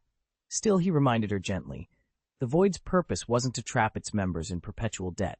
It existed to give every intelligent being a chance at transformation, never to bind them forever with overwhelming demands. And forcing contributions was precisely the shortcut to internal collapse. Sonia looked up, resolve flickering in her eyes. I see. I'll keep saving, but I won't hold back when it truly counts. Good, Damien replied with a rare smile. That balance, that's what keeps the Void strong. Damien stood before the gathered faithful and let his gaze sweep across the candlelit hall. Once the cult of the Void God takes root, he began, his voice steady. Its influence will grow on its own. We don't need to browbeat or deceive people into submission. Instead, we must earn their gratitude, so they will freely pour their offerings back into our cause without hesitation. He paused, letting the weight of his words sink in. Then, with calm authority, he added, "Now go forth and ask every believer to cast their vote for the Void God. Let their devotion speak for itself." Chapter 91. I am very satisfied. "I understand. It's all up to you," Sonia said thoughtfully, nodding in agreement. Damien surveyed her. Her ankles were bruised and swollen from overuse.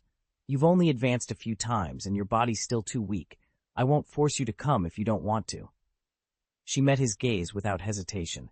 Then Damien held out his hand. "Reach for it." Sonia didn't hesitate. She extended her trembling hand, and Damien clasped it firmly. A soft ripple of energy passed between them, and in the next instant, they vanished from the roadside. When their vision cleared, they stood before a vast temple hewn from golden sandstone. Its lofty towers seemed to glow in the sunlight, lending the entire structure an air of solemn grace. A broad flight of steps ascended to a massive stone dais, and atop it rose a 10-meter statue carved in the exact likeness of Cassidon.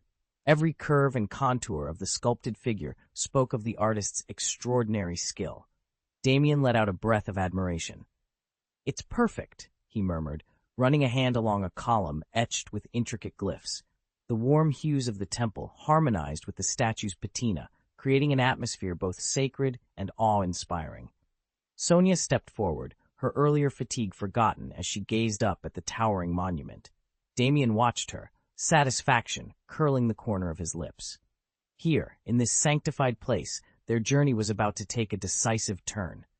Despite the void's inherent emptiness and darkness, the temple could not be draped entirely in shadow. A purely black structure would feel oppressive, even depressing, to anyone who entered. Damien had faced this dilemma himself. Should the void's sanctum be suffused with light or drowned in gloom? When Master Cassidon simply replied, "Make it bright and grand," Damien rose to the challenge, and the result far exceeded his hopes. In an instant, the swirling nothingness around him gave way to marble columns bathed in warm, golden light. Damien stood before the grand facade, soaring arches, delicate filigree, and a towering statue of the Void God, rendered in gleaming ivory. He wasn't surprised by his sudden arrival. He'd long ago witnessed Cassidon's uncanny ability to teleport across the cosmos. In fact, it was that very power, unleashed when Damien first tapped into the Void, that had shown him how one could vanish without a trace. A modest bow, and Damien offered a smile. "Thank you for your guidance, Master Cassidon." Cassidon's dark eyes gleamed with approval. "It is well done," he said, voice resonant as distant thunder. "But before we call this temple complete, we must inscribe the tenets of the Void God cult onto the stone tablet beneath the statue. That way, every pilgrim who enters will stand in awe of both our faith and its teachings." Damien nodded, already picturing the elegant glyphs he would carve, each stroke a promise of power, mystery, and the unending depths of the Void. Damien gave a curt nod. Summoning the power of the Void, he lifted Sonia off the ground and carried her through the air until they hovered above the stone platform beneath the statue. There he released her and extended a hand toward the tall monument. Glowing Chinese characters materialized across its surface. Sonia hardly seemed to notice that Mr. Cassidon had let go of her hand, until she read the inscription. According to her translator, the language originated on a world code named C-53. Her eyes brightened with interest. If he ever disappeared for too long, she could travel to C-53 and ask after him. The fact that he not only spoke, but had actually carved these teachings in C-53's native tongue suggested he'd lived there for years, mastering its script and grammar. Quietly, she resolved that someday she would tell the other Void acolytes she recruited that these precepts were etched by Mr. Cassidon himself. She kept her thoughts to herself, though, and turned her full attention back to the ancient commandments before her. Before any of us could speak, Cassidon's phantom flicker onto the stone tablet, a crooked smile playing at his lips. "My message will soon spread like wildfire," he declared, his voice echoing in the hushed air. "It will hollow out the faith of countless souls. Before long, someone from Xandar will hear my name and come searching for me." He turned his gaze to Sonia, his tone growing serious. When they arrive, you must warn them well. Let this tablet serve as a cautionary beacon. Never let yourselves be swallowed by the abyss of desire. The apparition dissolved, leaving Damien and Sonia alone in silence. Damien ran a hand along the cool edge of the tablet and then said, "The carving is complete. Shall we go inside the temple and see the rest?" Sonia nodded. Together they stepped through the towering doors into the temple's sanctuary, where only whispers of candlelight brushed against the stone walls. At the far end of the hall, a vast mural commanded their attention. Stretching from floor to vaulted ceiling, it depicted the night sky in breathtaking detail, galaxies spiraling into shadow, constellations woven with threads of starlight, an endless dance of darkness and luminescence. Damien stood in awe, absorbing every brushstroke. Finally, he turned to Sonia and asked, "It's magnificent, but why this design? Why a cosmic tableau of night and stars?" Sonia stepped forward, bowing her head respectfully. "My lord, you never asked me directly for a symbol of the void," she began. "So, with your blessing, I painted what I saw when I looked into the void itself. It isn't the void in its entirety, no mortal hand could capture its full majesty, but I trust that any faithful glimpse will recognize it for what it is, the very essence of nothingness made visible." She gestured toward the great emblem hanging above the temple's altar, a field of deep, star-speckled blackness. "Those stars are not mere decoration," she continued. "They're fragments of the void's infinite horizon. I believe that when other followers behold them, they'll understand why these points of light stand for our faith." Sonia then guided Damien's attention to the adjoining chambers. "We've also established both a conference hall and a trial hall. Should any member of the Church of the Void stray from our precepts, they will face judgment in the trial hall. And by making an example of transgressors, killing a chicken to warn the monkeys, as the old saying goes, we will maintain order and devotion throughout the temple." She paused, meeting Damien's gaze. "To be honest, even with the void's vastness at my fingertips, I couldn't recreate its full grandeur in mortal form. So I chose to capture its simplest, most arresting feature, the black sky dusted with stars. I have faith that, once they understand, our believers will see that those stars are not just stars, they are the signature of the void itself." Damien studied the model with a keen eye. At his side, Sonia held her breath, waiting for his verdict. "You really haven't let me down," he said finally, a note of approval in his voice. "This temple is exactly what I envisioned." Sonia's shoulders slumped as relief washed over her. She'd been most anxious about this structure. Mr. Cassidy had given her only a color palette and otherwise left the design entirely to her. Now, hearing Damien's praise, all her doubts evaporated. "I'm glad you're satisfied," she whispered, a smile breaking across her face. "Very satisfied," Damien confirmed, nodding once. "You've nailed the tone perfectly." With that, Sonia finally allowed herself to relax. The villa had been a far simpler task. She'd gone through every detail with Mr. Cassidy, sketched multiple variations, and incorporated his feedback until he'd made his choice. No surprises there. Beyond that lay the gravity training ground, a state-of-the-art facility constructed from advanced materials. Its cutting-edge design was built to withstand intense impact training. So long as its functions were flawless, its appearance would pose no challenge, and it would sail through the final tests with ease. Sonia exhaled, aback, last free of tension. With the temple approved, she could turn her full attention to bringing the villa and training ground to life. Confident that, this time, nothing would stand in her way. Damien caught the faint sigh of relief that slipped from Sonia's lips and knew his orders had weighed heavily on her. He offered her a small, encouraging smile. "Now that you've handled everything, tell me what reward you'd like. Money, influence, anything you want. As long as it's reasonable, I'll see it done." Since Sonia had accomplished the task to his satisfaction, Damien had no intention of being stingy with his thanks. He waited patiently for her answer, confident she'd choose wisely. Chapter 92, Void Island, I Want More Power. When the prompt came, Sonia didn't hesitate. She and Damien had both placed their faith in the mysterious void, but it was clear Damien had revived far stronger than she had. No matter how confident she felt about growing her abilities, her current foundation was still too weak. If she could secure extra blessings now, her future ascent would be far smoother. She never even considered asking for money. Sonia had already glimpsed a world filled with Nova Corps officers and understood all too well that a star rating, from 1 star to 3 stars and beyond, wasn't tied to birthright or some innate talent. Instead, it was the star suit itself that conferred the greater power. In this realm of superpowers, beauty and wealth counted for nothing. Only strength, enough to protect yourself when danger struck, really mattered. Damien watched her request without comment. He knew better than to talk her out of asking for power, especially here on Void Island, where wishes came with both promise and peril. As the air around them began to shimmer, Sonia braced herself for whatever blessings the void would bestow. Damien Cassidon extended his hand, and a swirl of violet void energy poured into Sonia, infused with the vibrant pulse of life force. The two powers intertwined, racing through her veins and invigorating every cell. As the void energy settled, Sonia felt an almost imperceptible aura blossom around her, a subtle allure born of pure essence. "Thank you, great Mr. Cassidon," she whispered, marveling at how her reflexes had sharpened and her strength had surged. Damien inclined his head. "Consider it a well-earned reward. First, take time to master these new gifts. Then seek out those chefs you've been looking for. I'll be waiting for you at the villa." With a final nod, he drifted back into the temple's shadowy halls. Sonia stood perfectly still for a heartbeat, knowing that even in silence he could hear her. The blessing he'd bestowed had widened her senses.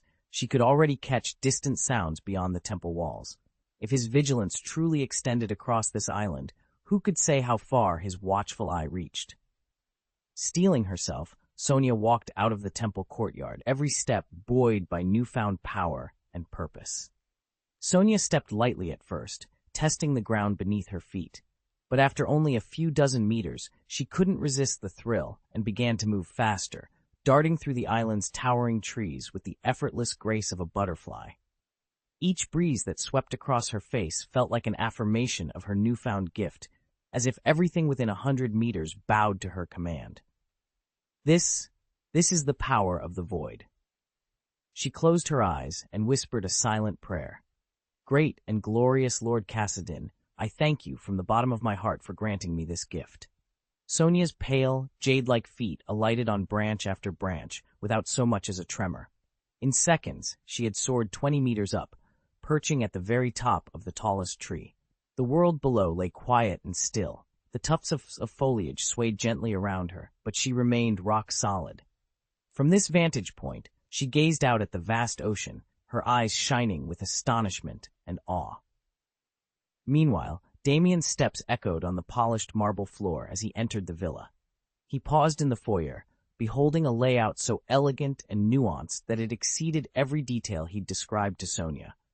Natural light poured through arched windows, illuminating rich wood paneling and stone sculptures that spoke of both refinement and strength. The villa itself was perched halfway up the island's central mountain, almost at its summit, granting panoramic views in every direction. He made his way onto the broad balcony, ran a hand along the cool balustrade, and let his gaze sweep across the horizon. In the distance, the harbor sparkled under the sun, ships and docks dotted like toys against the indigo sea. Damien breathed in deeply, a satisfied smile touching his lips. Rithing was exactly as it should be, and more. Here on this island blessed by the void's mysterious power and crowned by a fortress of his own design, Damien felt the promise of destiny stirring in his chest. He turned back toward the villa's grand doors, ready to claim what awaited him inside. Damien realized Sonia had deliberately sited the villa on this high bluff so he could oversee every corner of the island. A powerful telescope stood ready on the balcony, Sonia's assurance that, while attending to him here, she would never lose sight of what was happening below. As he toured the property, Damien noted that surveillance cameras were confined only to the villa itself, the harbor, and the training room. No other part of the island was under watch. Evidently, Sonia had weighed the need for security against the need for privacy and decided not to blanket the entire place in cameras. Damien didn't mind. Nobody enjoys feeling spied upon at every turn. What truly mattered was the gravity device resting inside the villa's secure vault. Damien planned to smuggle it out to Tony. Even if Tony couldn't reproduce its full complexity, the design would provide just enough clues for Fantoni's engineers to develop a simpler, workable gravity system, one that could push Bluestar's technology past a critical threshold. With his inspection complete, Damien tucked the device safely away, retrieved his cosmic communicator, and punched in a brief, no-frills message. Device secured. Send transport. Chapter 8. A weathered poster fluttered on the wall beside the harbor's main gate. Believe in the great void and join the glorious evolution. Cassidin, the god of the void. The Church of the Void. God offers power to change your life. Venture to Void Island, 40 nautical miles southeast of Falling Star Harbor, and claim your destiny. Damien glanced at the advertisement and shrugged it off. He'd heard enough promises of divine power for one lifetime. Today, he had other priorities. He was determined to check out the new training facility, 20 miles inland from his villa, where rumors said a functioning gravity chamber had finally been installed. In his previous life, he devoured every Dragon Ball comic he could find. He remembered how Sun Wukong had spent months inside a gravity chamber, enduring 100 times Earth's gravity, and emerged nearly unrecognizable in strength and speed. The idea of replicating that kind of explosive progress thrilled Damien. Blue Star technology was hardly on par with those fantastical machines, but even a fraction of that effect would be priceless. Before long, Damien wound his way through winding country roads and found himself standing in front of a massive, jet-black structure. From a distance, it looked like a monolithic fortress of metal, half a kilometer wide and soaring 10 stories high. Each floor was sealed behind reinforced plating, and ominous red lights pulsed along the edges of every level, as if the building itself breathed with latent energy. Heart-pounding, Damien approached the main entrance. Whatever lay inside, he knew this was the chance he'd been waiting for. If this gravity chamber lived up to its reputation, his next step toward real power would begin here. Damien stared up at the obsidian tower before him. From the outside, each level was numbered in bold silver digits. The first floor already bore twice Earth's gravity. By the time you reached the 10th and lowest tier, you'd be crushed under a full 100 times normal gravity. Simply enduring that force, floor by floor, would transform any body into something inhumanly strong. For ordinary people, such a regimen is unthinkable. Even with genetic enhancements or experimental serums, gradual acclimation to those extremes would inflict unbearable agony. No wonder Sonia had warned him that setting up a facility of this caliber would cost a small fortune. Of the $150 million Damien had committed to the project, fully 1/3 was earmarked for this gravity tower alone. $50 million for a training grow, and nobody but a superhuman could use might sound insane, until you've touched the power of the void. Rapid evolution and instantaneous adaptation in hostile environments are exactly what void bearers crave. To them, this was more than an extravagance. It was the perfect crucible. Though the procedure would be agonizing, it would also be dramatically shortened, and once his evolution was complete, the powers he gained would last a lifetime without any strange pharmaceutical side effects. Xavi didn't hesitate. He strode straight into the training complex. As Damien approached the first-floor entrance, the lights along the corridor blazed to life. From the outside, the black tower looked forbidding and dark, but within it was almost blindingly bright. Damien noted, however, that he felt no shift in gravity. After a moment's thought, he realized why. The artificial gravity systems only activate within isolated chambers, using highly specialized equipment. Trying to maintain altered gravity throughout the entire tower would place an impossible strain on both the Earth and the technicians who had to install it. The facility rose 10 stories above them, each floor vast enough to hold untold millions of trainees, and yet the space still felt immense. Even 50 million people might not fill this place. Chapter 93. Fast and Slow Methods. Damien strode down the dimly lit corridor and spotted a heavy steel staircase spiraling upward.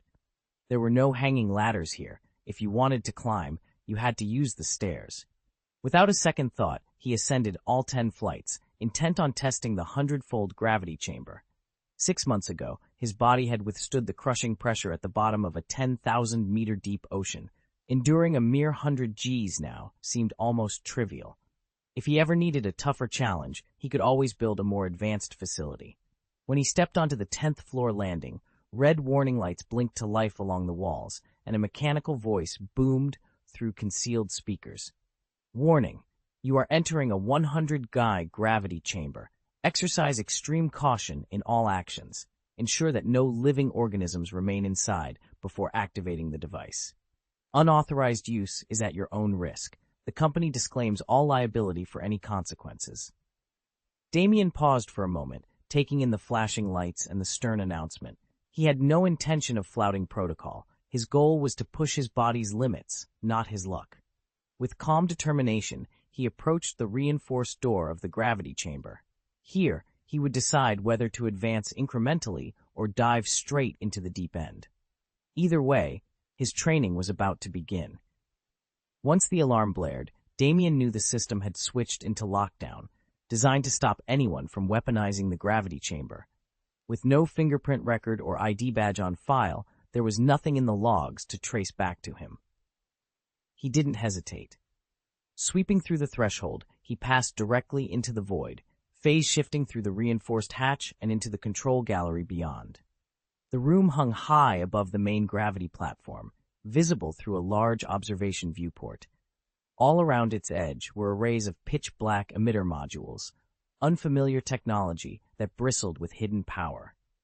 Damien recognized from schematics that when activated, these devices would intensify the platform's local gravity field to deadly levels. A wrist-mounted translator hummed softly, giving him immediate access to the chamber's interface. He scanned the console quickly, eyes darting across unlabeled buttons and touchpads until one switch caught his attention. He pressed it firmly. A sharp buzz vibrated the air. Through the window, the emitter modules sprang to life, casting crisscrossing bands of rotating light over the platform below. On the transparent heads-up display, projecting beside Damien's forearm, a gravity multiplier began climbing in real time. 1.2, 1.5 test, 2.0. Already, the air around the platform warped, the very space bending beneath the growing pull. Damien watched the distortion ripple outward, satisfied that the lockdown protocol had become his weapon. When the gravity gauge hit 100 times normal and then stubbornly refused to climb any higher, the platform beneath him glowed a warning red. Damien slipped through the void barrier, phased through the matter wall, and stepped into the chamber, now bathed in scarlet light. The instant he crossed the threshold, he felt a light tap on his shoulder. With a natural weight of just over 140 kilograms, Damien wasn't exactly slight, but his enchanted golden armor, woven from void magic, carried no mass of its own. Even under 14,000 kilograms it felt like nothing more than scratching an itch. Of course, that was only possible because he'd entered unburdened. If he could haul in some reinforced weight plates and train here, he'd finally break a sweat. A slow grin spread across his face. If this device could someday push gravity up to 1,000-fold, it would be the ultimate playground and training ground for someone like him. Satisfied, Damien clicked the control panel shut, silencing the alarms, then made his way out of the black tower. Next stop, finding Sonia and learning exactly which company manufactured these gravity chambers. Damien paused on the Ville, Las Terrace, considering their next move. Let's see if we can crank up the gravity even more, he said. And Tony could use a portable gravimetric device, something small he can take back with him. He turned to Sonia. I'll stay on to oversee the Void Cult's founding, but once it's established, you'll take over leadership here on Xandar. As more people join, other worlds will start building Void temples of their own. Stepping through the void, Damien reappeared in the courtyard just as Sonia was climbing the stairs. He watched her for a moment, impressed. You've adapted incredibly fast, he remarked. You must have a real knack for this. Sonia paused, smiling. Thank you, Mr. Cassidon. Learning to wield my strength came naturally. Damien chuckled and shook his head. I'm still working on maximizing my power and on mastering those new combat techniques. Plenty of work ahead for me. Sonia knew he'd just come from the training grounds, so his sudden appearance didn't startle her. She offered him an encouraging smile, ready for whatever came next. Damien leaned back in his chair as Sonia spoke, her tone calm and assured. Belief in the void does more than sharpen your power, she explained. It can extend your lifespan to centuries. You have plenty of time. No need to rush yourself. He shrugged, relaxing a little. All right, I'll remember that. Just then, a staff member stepped forward. Mr. Cassadine, the chef you requested has been notified. The first team will arrive on the island in an hour to begin meal preparations. Because we've had to fast-track the shipment, today's afternoon tea and desserts will be delayed until tomorrow. From then on, all your meals and refreshments will arrive punctually. Please forgive the inconvenience. Sonia offered a wry smile. That's nothing to worry about. I won't starve if I miss tea once. Damien waved off the apology. Actually, Sonia, there's something more important I need to ask you. He leaned forward, brows knitting in curiosity. Whatever it is, if I know the answer, I'll share it with you. Sonia studied him for a moment, noting the genuine interest in his eyes. Taking a steadying breath, she prepared to tell him all she knew about the mysteries of the void. Cassidy's question could easily have been misread, but Sonia meant no hidden implication. She simply replied bluntly. She had no idea what Mr. Cassidy actually thought of her, but to Sonia, he was nothing short of awe-inspiring. Were he to suggest they spend the evening together, she wouldn't hesitate to accept, yet she was sure he wouldn't make a sudden proposal like that. Which company built the gravity training chamber? She asked. And can they supply a model with even higher magnification? At that point, Damien spoke up without beating around the bush, laying out his concern in clear, direct terms. Damien's brows furrowed as he consulted the data on his tablet. The gravity chamber is proprietary technology developed by Wingis's Corporation, he explained. Because gravity manipulation remains a restricted technology, it isn't sold to the general public. Their primary customers are research labs and military units. In fact, these chambers serve both as specialized test equipment in advanced laboratories and as battlefield support tools for Nova Corps troops during combat drills. He paused, tapping the screen to bring up a layered security clearance chart. Any unit beyond the standard, off-the-shelf model requires special authorization. Civilian buyers, like you and me, are limited to the basic gravity modulators. No high-level customization is possible unless you hold the proper clearance. Sonia stepped forward, closing the distance to about 5 meters and activating her wrist communicator. A holographic display shimmered into view, overlaying technical specs, corporate white papers, and export regulations from Wingis's. Damien watched as she swiped through schematics, compliance records, and the terms of sale, everything needed to prove she'd legally purchased a standard unit. This, she said, pointing to a highlighted line, is the gravity device I bought from Wingis's. It's one of their portable counterbalance modules. She tapped another panel. If we can't request custom builds, then help me secure every portable gravity unit currently on the market. I want to buy as many small, field-deployable chambers as I can get my hands on. Damien studied her for a moment, weighing the implications. Finally, he nodded. All right, he said. I'll see what I can do. He smiled wryly. Let's start with every distributor in the system, and then we'll figure out how to stretch our purchase authority.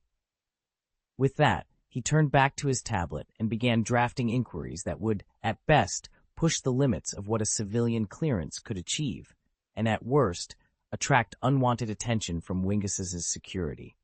But Sonia's resolve had set them in motion, and Damien was determined to see it through. Now that Damien has risen through the ranks of the Nova Corps, he could formally task the Corps with relaying communications and fabricating custom equipment for him. But instead of enduring that slow, red tape-filled process, he's devised a far swifter plan. He'll bring back critical alien specimens for Tony to study. With those samples in hand, Tony can reverse engineer extraterrestrial technology and expand his mastery of advanced gravity devices, giving him both fresh breakthroughs and a safe outlet for venting the enormous power he carries within. It's a perfect win-win, and Damien has no doubt Tony will be eager to get started. The only thing left is for Damien to return to Blue Star and secure the votes he needs to cement his new position. Chapter 94. News Spreads. Okay. Sonia flipped open her ledger and gave a faint nod as she recorded Damien's order. Once this errand is taken care of, you'll have free reign around the island until our guests arrive. Damien spoke with that unhurried calm she knew so well. Then he settled back, waiting patiently. Word of mouth could be slow, but he was certain that within a few days someone would come calling. In their ruthless cosmos, where power meant everything, and even the smallest advantage was worth risking life and treasure, many would seize any opportunity to gain strength. Sonia hesitated for a moment. Free movement sounded almost too generous. She wanted to ask Damien exactly how he planned to spread the Void cult's reputation, how he intended to draw new seekers into the Void faith, but the serene confidence in his eyes told her he already had it all mapped out. With a respectful bow, she excused herself and left the hall. Back in her quarters, Sonia set her plans in motion. She instructed her contacts to gather the necessary supplies and have them shipped directly to the island, arranging for a courier to sign off on delivery. Task completed, she allowed herself a small smile. Everything was falling into place. Meanwhile, far beyond the island's shores, a quiet ripple began in the bounty-hunting world. Notices bearing Damien Casadin's signature were circulating among mercenaries and adventurers. The name carried weight: Damien Casadin, the prodigal void worshipper, issuing an open invitation. In a field where bounties drew the desperate and the daring alike, that single signature was more than an announcement. It was a summons no one would ignore. In recent months, Casadin had barely made a ripple on the bounty-hunting circuit.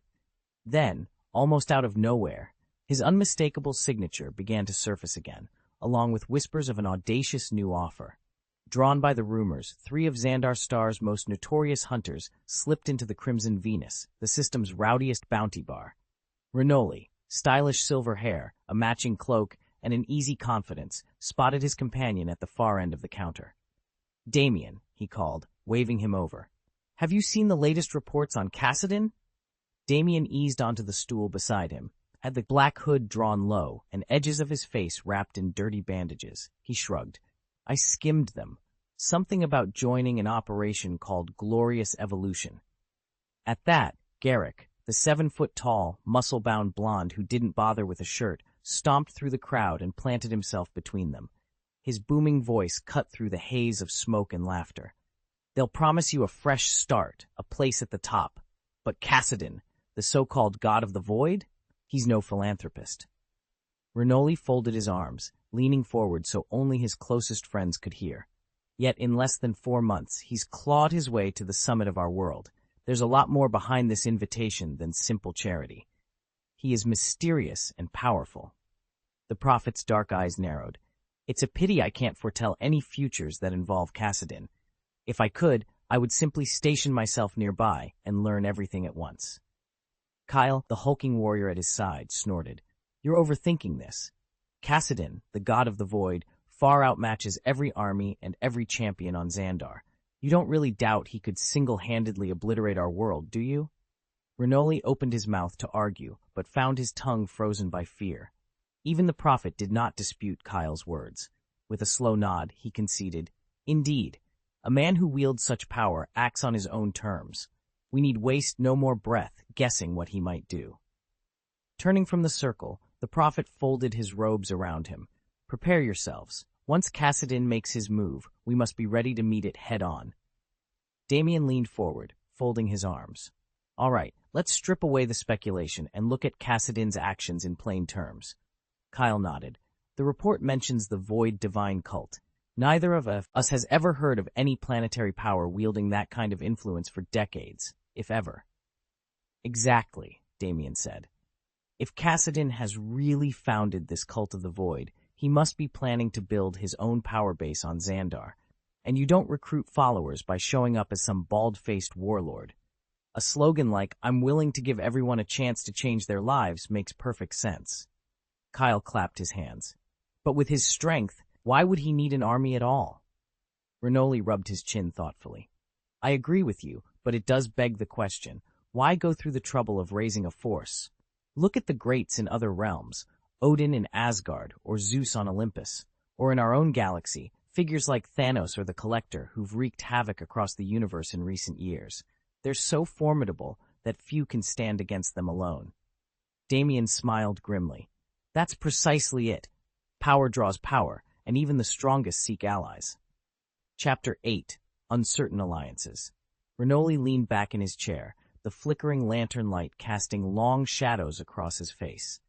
"No one can deny it," he said, voice low but steady. "They're all strong, but each of them shares one thing. They've built their own factions.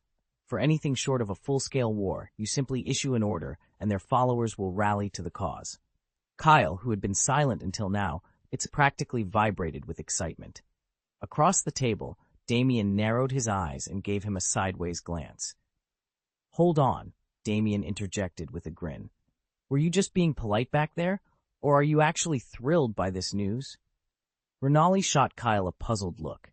He knew his friend's three great passions: pushing his body to its limits, collecting wealth through sheer force of will, and then using that wealth to rescue beautiful women from hardship. Beyond those pursuits, Kyle rarely showed much interest in anything else. So hearing him light up over rumors, still unverified, about Cassidon's sudden intelligence dump struck Renoli as downright odd. Kyle shrugged, still grinning. "What can I say? I like momentum, and if these so-called factions are real, well, we might have more allies than we thought." Damien folded his arms, leaning forward.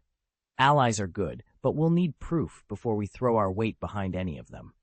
Let's find out exactly what Cassidon is up to, and whether these networks are as dependable as he claims." Renoli nodded. The three of them exchanged determined looks, each man already plotting his next move in a game that was fast becoming far more complex and dangerous than any of them had anticipated. Renoli's eyes gleamed.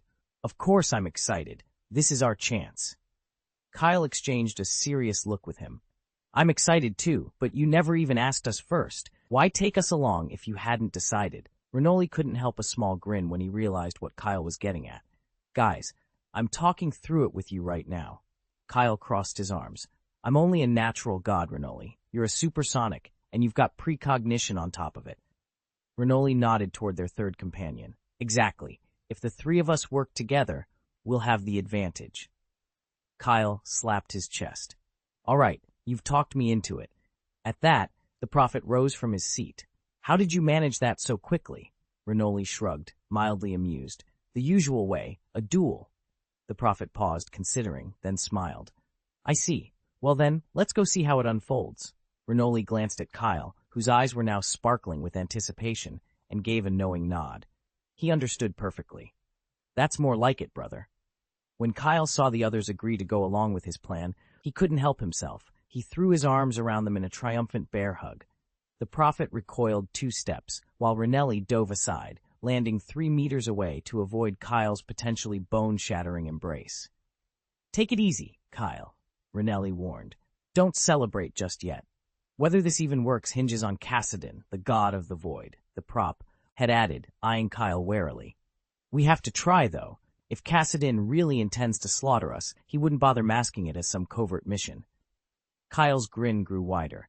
"I've got a good feeling. This is our chance."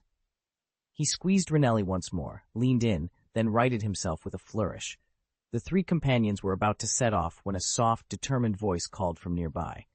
"Wait, can I come with you?" "Of course," the prophet replied immediately. Kyle and Reneli exchanged surprised looks. Turning, they saw Lacey standing just beyond the circle of light, hope shining in her eyes. Lacey's voice was steady as she laid out her plan. "I want to use this to make a real difference."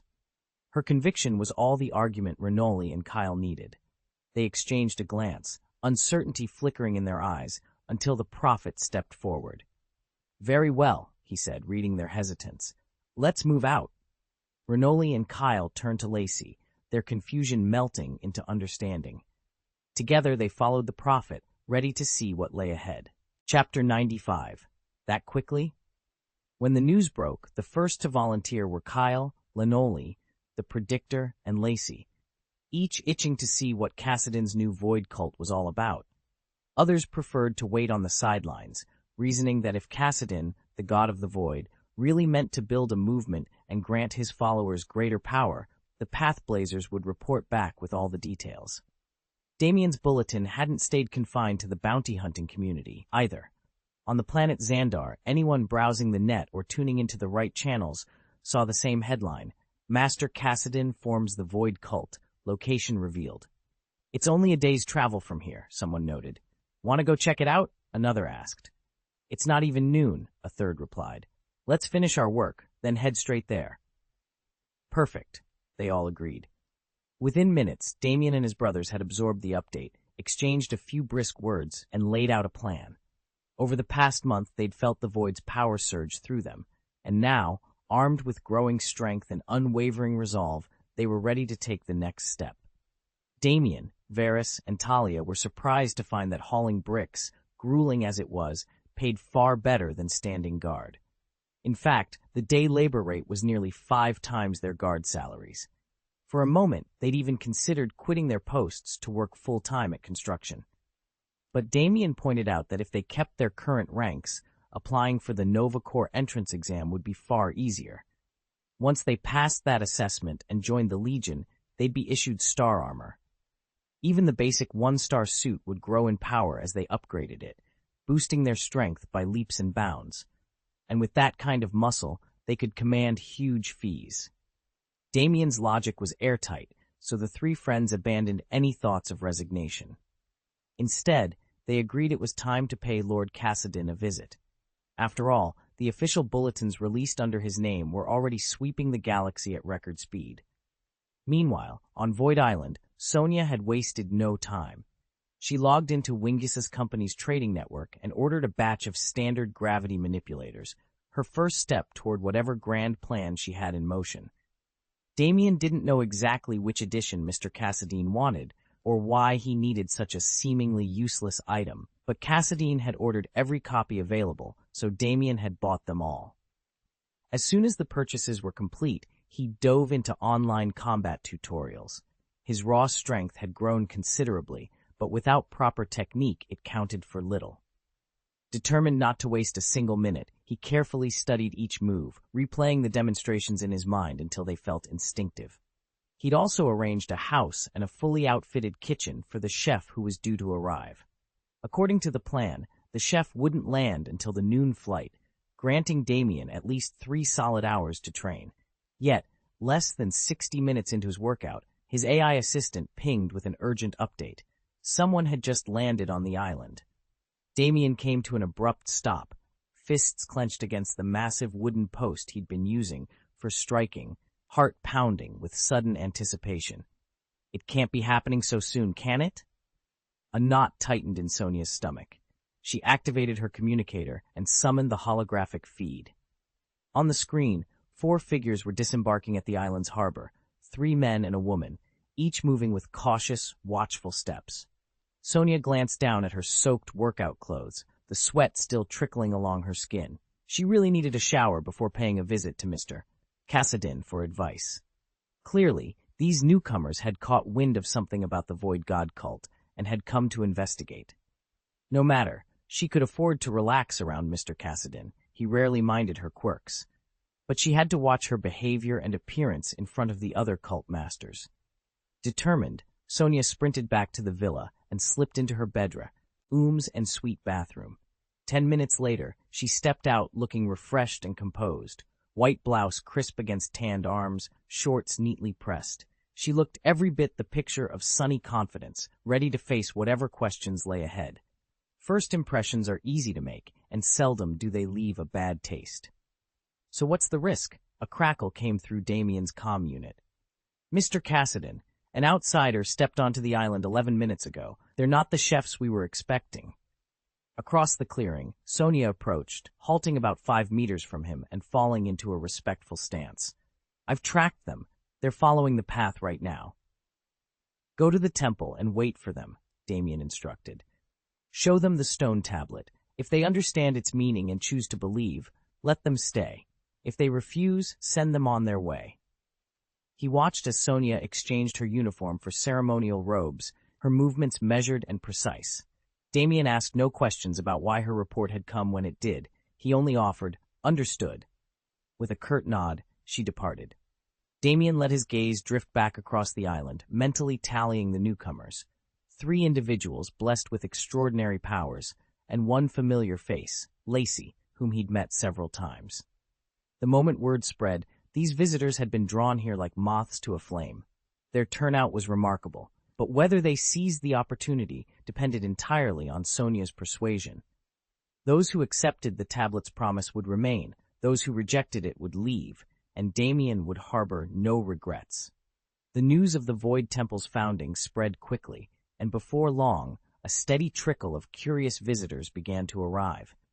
Damien leaned against one of the temple's marble columns, an iced drink in hand, watching the newcomers with half-lidded interest. He intended to offer them all the same opportunity, but whether they proved worthy would depend entirely on their own actions. At the same moment, Sonia, new to the ways of the void and still untested, moved with quiet grace among the shadowed trees. In a few swift, fluid steps, she reached the foot of the temple's broad staircase and came to a poised halt, her eyes fixed on the approaching guests. Mr. Cassidon himself was nowhere to be seen, but Sonia felt certain he sat in his nearby villa, observing every interaction through unseen eyes. He had made his terms clear. He granted each aspirant a chance, but only those whose words, deeds, and thoughts resonated with true humility and purpose would earn his favor. Any hint of arrogance, especially towards Sonia, the temple's newest attendant, would mark them as unfit. And if such people were ever allowed to gain real power, their pride would grow unchecked. Now the moment of judgment had come. With Damien's quiet scrutiny from the shadows and Sonia's vigilant presence at the stairs, each visitor would have to prove themselves worthy of Mr. Cassidon's blessing and of a place within the great void. Sonia understood her place perfectly. Despite her impressive talents, she could only serve as Mr. Cassidon's housekeeper, never his official agent, yet she would carry out his directives with unwavering commitment. From now on, every ounce of her effort would be focused on advancing his interests. On a separate note, my thanks go out to Silver Fox, Don't Eat Malison, and Life is Like a Dream for their generous support. Their new releases hit the shelves on July 1st. I hope you'll show them your support then. Chapter 96, The First Visitors. Renali, Kyle, the seer, and Lacey pressed on along the island's winding dirt road beneath the midday sun. Kyle glanced around anxiously. Cassidon's coordinates point right here, don't they? We've covered at least 7 or 8 miles and not seen a single soul. Renali stopped to study the dense foliage and empty shoreline. I'm certain this is the place, he replied, voice steady. He felt unnerved by their solitude, yet confident that if things went wrong, a careful retreat would keep them safe. Kyle tapped at his communicator, his brow furrowing as he waited for confirmation. They tracked Cassidon this morning. He set off to sea with a woman named Sonia.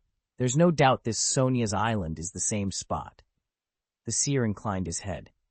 And though the island bears Sonia's name, its true owner is Cassidon.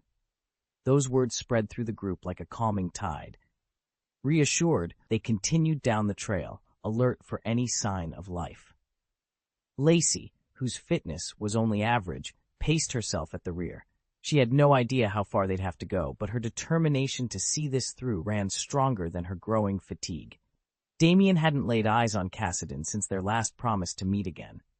In just a few months, Cassidon had become a living legend in the bounty circuit. Every hunter on Xandar whispered his name, but no one knew his true whereabouts. Damien dreamed of finding him, of securing that long-awaited refuge. Then, at last, a message arrived, personally dispatched by Cassidon himself, offering everyone one more chance. Damien felt his heart race. This was the opportunity he'd been waiting for. I'll scout ahead, he announced, steeling himself. I'll stick to the road and see what's out there.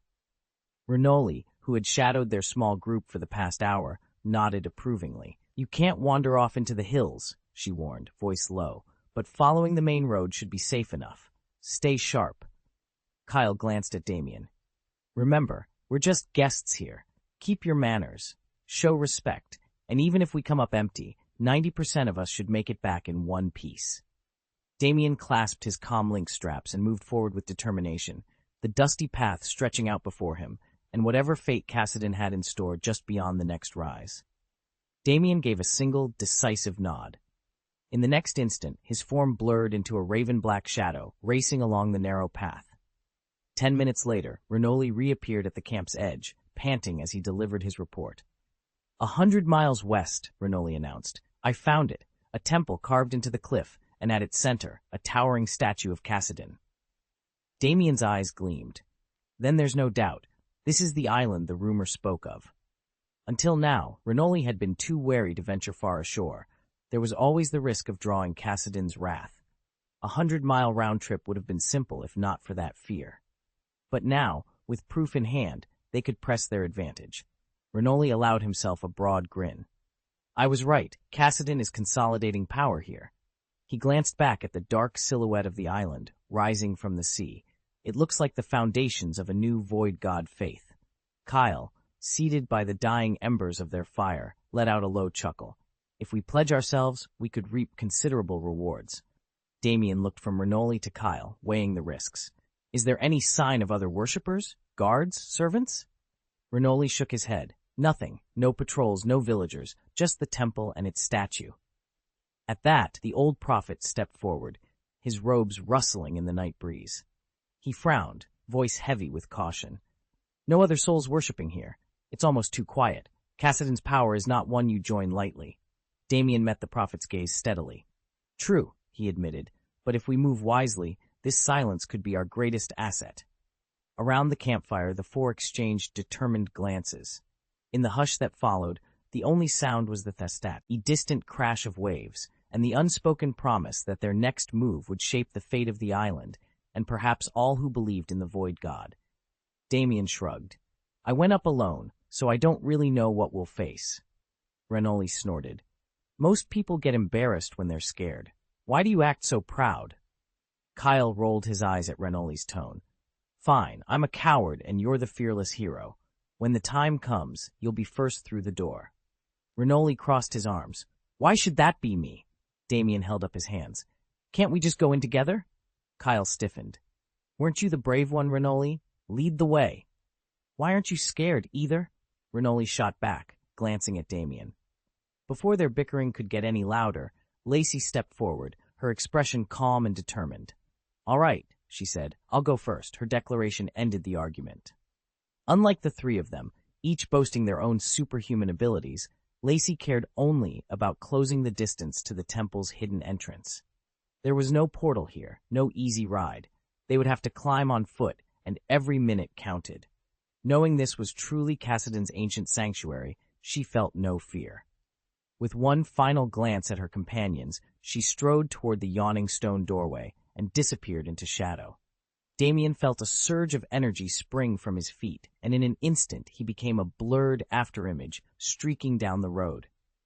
10 minutes later, he and his three companions halted about 100 meters from the structure before them. This looks more like a military base than a temple, Damien observed, arms crossed as he studied the sprawling complex. It makes sense, said one of his companions. Given this island's prime location and its sheer size, you'd need at least 4 to 5 billion credits just to secure it. 4 or 5 billion? Another echoed in disbelief. In Xandar City, you can buy a mansion and estate for a few million. Are we seriously talking about an undeveloped island going for nearly $500 million? It's no joke, the third companion replied, pulling up data on her wrist console. The island covers 327 square kilometers, and it's only a short jump from Xandar City's shipping lanes. Real estate prices here are astronomical. Damien nodded slowly. With the universe's purchasing power and Xandar's advanced star navigation economy, a price tag that high isn't out of the question. They exchanged thoughtful looks. Thanks to Xandar's cutting-edge technology and the ubiquity of interstellar travel, accommodations in places like this were never in short supply. And in a market this vast, money, no matter how much or how little, rarely stayed out of reach for long. Large capital ships are the real prize, vessels you can't pick up for less than a few 100 million credits, and even then you'll need powerful backers and secret channels to secure one. Fighters, by contrast, cost anywhere from a few million to a few 100 million, depending on configuration. So is this undeveloped island truly worth the same as a fully outfitted battleship? Some would argue yes, but Renoli isn't among them. To him, it makes far more sense to invest in a warship that can take on high-stakes missions, whisk you across star systems at a moment's notice, and keep your options, your cards, so to speak, wide open. As their debate drew on, a soft voice drifted down from above. Welcome, everyone. I am Mr. Cassidine's steward. Please call me Sonia. Heads tilted upward to see a young woman descending gracefully. Her smile was warm and almost disarmingly innocent, her presence somehow both gentle and commanding. "Please, follow me," she invited. "I'll show you what the Void Cult has to offer." Renaud, the predictor, and Kyle exchanged confused glances, each silently asking, "What does that mean? What do we do now?" Before any of them could answer, Lacey had already started up the stairs. Chapter 97. The Mysterious Test. Damien and the three Renoli climbed the temple's ancient steps, each worn slab stretching over 30 meters into the night sky. From high above, a woman's voice rang out, clear and resonant, carrying effortlessly down the stairway. She was no ordinary guardian. Her tone bespoke authority and power. Damien glanced at his companions, then up toward the unseen speaker. He'd never deny that he admired a beautiful woman, but tonight, etiquette and purpose demanded his full attention. Their mission was weightier than simple curiosity. They sought entry into the Void Cult under Cassidon's banner. As freelance bounty hunters, they could survive on their own, but with a formidable patron, they might unlock power beyond their wildest dreams. This was an opportunity they could not afford to squander. At last, they reached the summit. Before them stood a towering stone obelisk carved with a single, gleaming inscription: "The Great Void grants every creature the chance to believe. Whoever offers true devotion shall hear its call." Damien's heart quickened. The promise etched in living rock told them all they needed to know. This was their moment. With firm resolve, they prepared to prove their faith and claim the Void's mysterious favor. Damien's fingertips danced over the weathered surface of the stone tablet, tracing each ancient inscription. The first passages promised unimaginable power to anyone who embraced the Void. But it was the final three commandments: always remain calm and rational, never consume human flesh, and keep one's will unbroken, that chilled him to the bone. By simply reading these rules aloud, a believer bound themselves irrevocably to the Void's hungry force. And that force, he realized, was anything but predictable. If it could surge beyond a follower's control, these admonitions made sense. Without them, the godly power might tear its servants apart from within. Ordinarily, such dire injunctions would only be revealed after swearing the cult's sacred oath, sealing any hope of retreat. Yet here they were, laid bare by Cassidon himself, God of the Void, before a handful of skeptics. "Miss Sonia," Damien said at last, his voice low but urgent, "what do we do now?" Lacey leaned forward, eyes glittering with excitement. She'd read the same lines and understood what Damien did. This was her ticket out of a life she'd long ago given up on. "It says here," she murmured, "that if our devotion is true, the Void will respond." Sonia met Lacey's eager gaze and saw her own reflection in those hopeful eyes, both of them desperate to escape the ordinary. Yet the translator offered no promise, no guiding counsel beyond the text itself. She simply whispered, "Those are the words inscribed." And in that silence, the weight of what they had uncovered settled over them all. Damien cleared his throat, stepping forward. "My lady, could you give us a few pointers? We don't even understand what the Void truly is, what piety looks like, or how to act in its service." Sonia smiled serenely. "Mr. Cassidon said it himself. If you wish to believe, you may stay. If not, you're free to leave." "But," Damien hesitated, "what exactly is the Void? What does it demand of us?" Sonia's smile deepened. "I'll explain the nature of the Void once you've chosen to embrace it." Renaud frowned, folding his arms. "Cassidon is the god of the Void," he said. "He's founding a cult of the Void, isn't he? If he truly wants followers, why keep the recruitment criteria so obscure?" Damien nodded. "The three of us all possess extraordinary abilities. Surely Cassidon could use our talents." Sonia drew them into the shadow of the temple's colossal doors, ancient stone inscribed with swirling Void runes. She regarded Renaud calmly. "Mr. Cassidon offers the path of the Void to every sentient being, whether ordinary or gifted with power. There's no distinction. What matters is devotion, your willingness to open your heart to the great Void's blessings." With that, the heavy doors began to part, revealing a darkness that promised both revelation and peril. Damien squared his shoulders.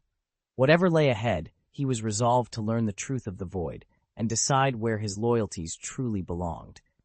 Damien sank to a stone bench at the edge of the clearing, his shoulders slumped. As one of the first arrivals on this island, he'd assumed his strength would carry him through any trial. Now he just learned that the true test wasn't about muscle or magic, it was about piety. And with no hint from Sonia about what she considered pious, he felt lost. Kyle, pacing nearby, glanced at Damien. "Did you learn anything from the prophet?" Damien shook his head. "He couldn't tell me much." Kyle frowned and turned to the robed figure standing in the shade of a mossy oak. "Prophet," he asked, "did you receive any clues?" The prophet lifted his hood, revealing an expression both calm and distant. "My visions are nullified on this island," he said in a low voice. "If I could see the future here, I would, but I cannot." "So the test isn't strength, and the prophet can't reveal it," Kyle muttered. "What do we do?" "He said the answer lies on the stone tablet," Damien interjected. "We have to study it ourselves." A collective hush fell over the group. Moments later, the prophet added quietly, "Cassadine has given you a choice. Follow the tablet's instructions and stay, or respectfully withdraw and leave the island. Your fate is yours to decide." Kyle ran a hand through his hair. "And if we ignore it?" "Your lives won't be forfeit, at least not immediately," the prophet replied, voice as grave as ever. "But lingering here without purpose invites its own dangers." Damien stared across the clearing at the weathered tablet half buried in vines. Whatever challenge waited for them would test their hearts more than their brawn. He steeled himself, rose to his feet, and exchanged a determined look with Kyle. "Then let's read it," he said. "We'll figure it out together." Damien stepped onto the island and immediately felt the tug of unease. His gift, precognition, simply wouldn't work here, and without it, every rustle of leaves or distant shout set his heart racing. He kept his words to a minimum and his senses on high alert, determined to spot any threat he couldn't dodge.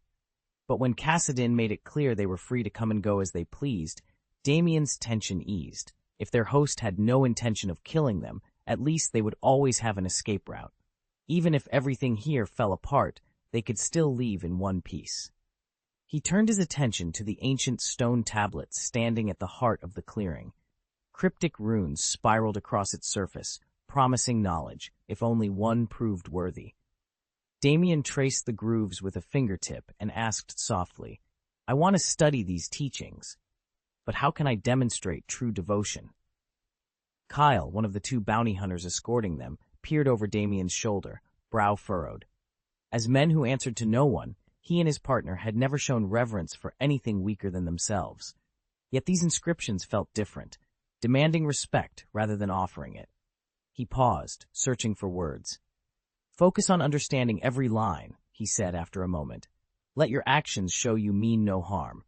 From nearby, Renaud watched the exchange. He'd hoped Sonia, the island's enigmatic guide, would clarify the tablet's meaning, but she remained silent, eyes unreadable. He didn't dare force her, and he knew intimidation wouldn't work either. Frustrated, he folded his arms and thought fast. If he couldn't pry the secrets from her lips, he'd have to find another way to unlock the stone's power. Piety is an attitude, an awe before something greater. Like belief in a deity? That appears to be the implication. But who still believes in gods these days? Before we even address that, shouldn't we first define what the void truly is? I know nothing of Cassadine's origins beyond this tablet. Renoli, Kyle, and the seer leaned in close to the ancient stone, though our eyes shifting between the cryptic script and the glyph-based translator etched into its surface. Nearby, Lacey pressed her hands together and lowered her voice to a fervent whisper.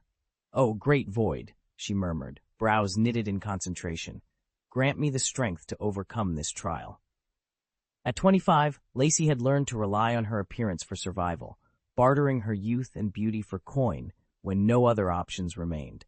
She carried wounds, both visible and hidden, that most could never comprehend.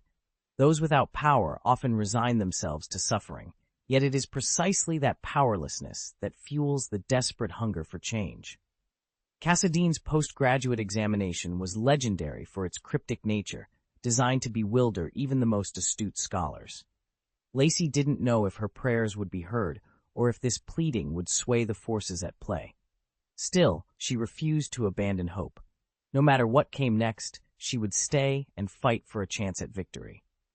Damien had steeled himself long before the news reached him, and he set foot here. He knew that, no matter how brutal the trials ahead might be, They would ultimately grant him the power to alter his fate and break free from his troubles. The first volume goes on sale tomorrow, with regular updates to follow. Your support would mean the world.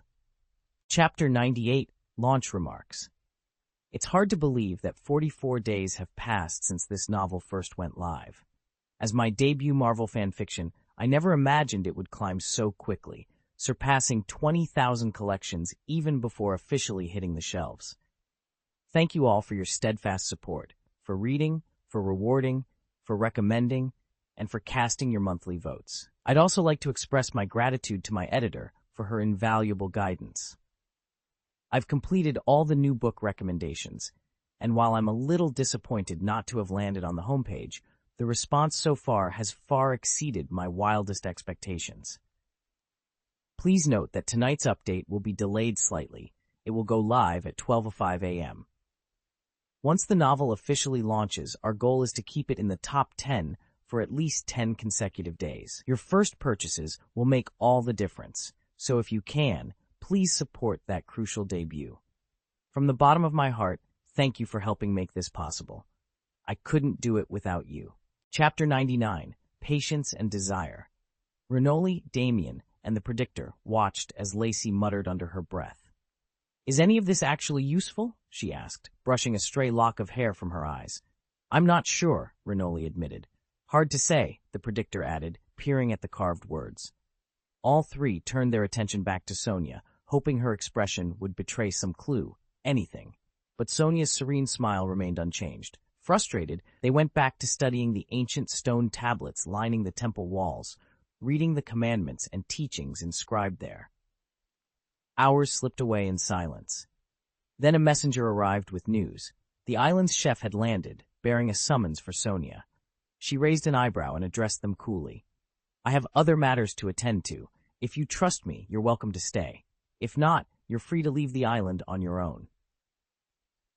Without waiting for a response, Sonia turned and leapt from the temple's steps. She landed lightly on a branch below, then slipped silently into the jungle, her figure vanishing among the trees. Lacey's eyes hardened with resolve at the sight.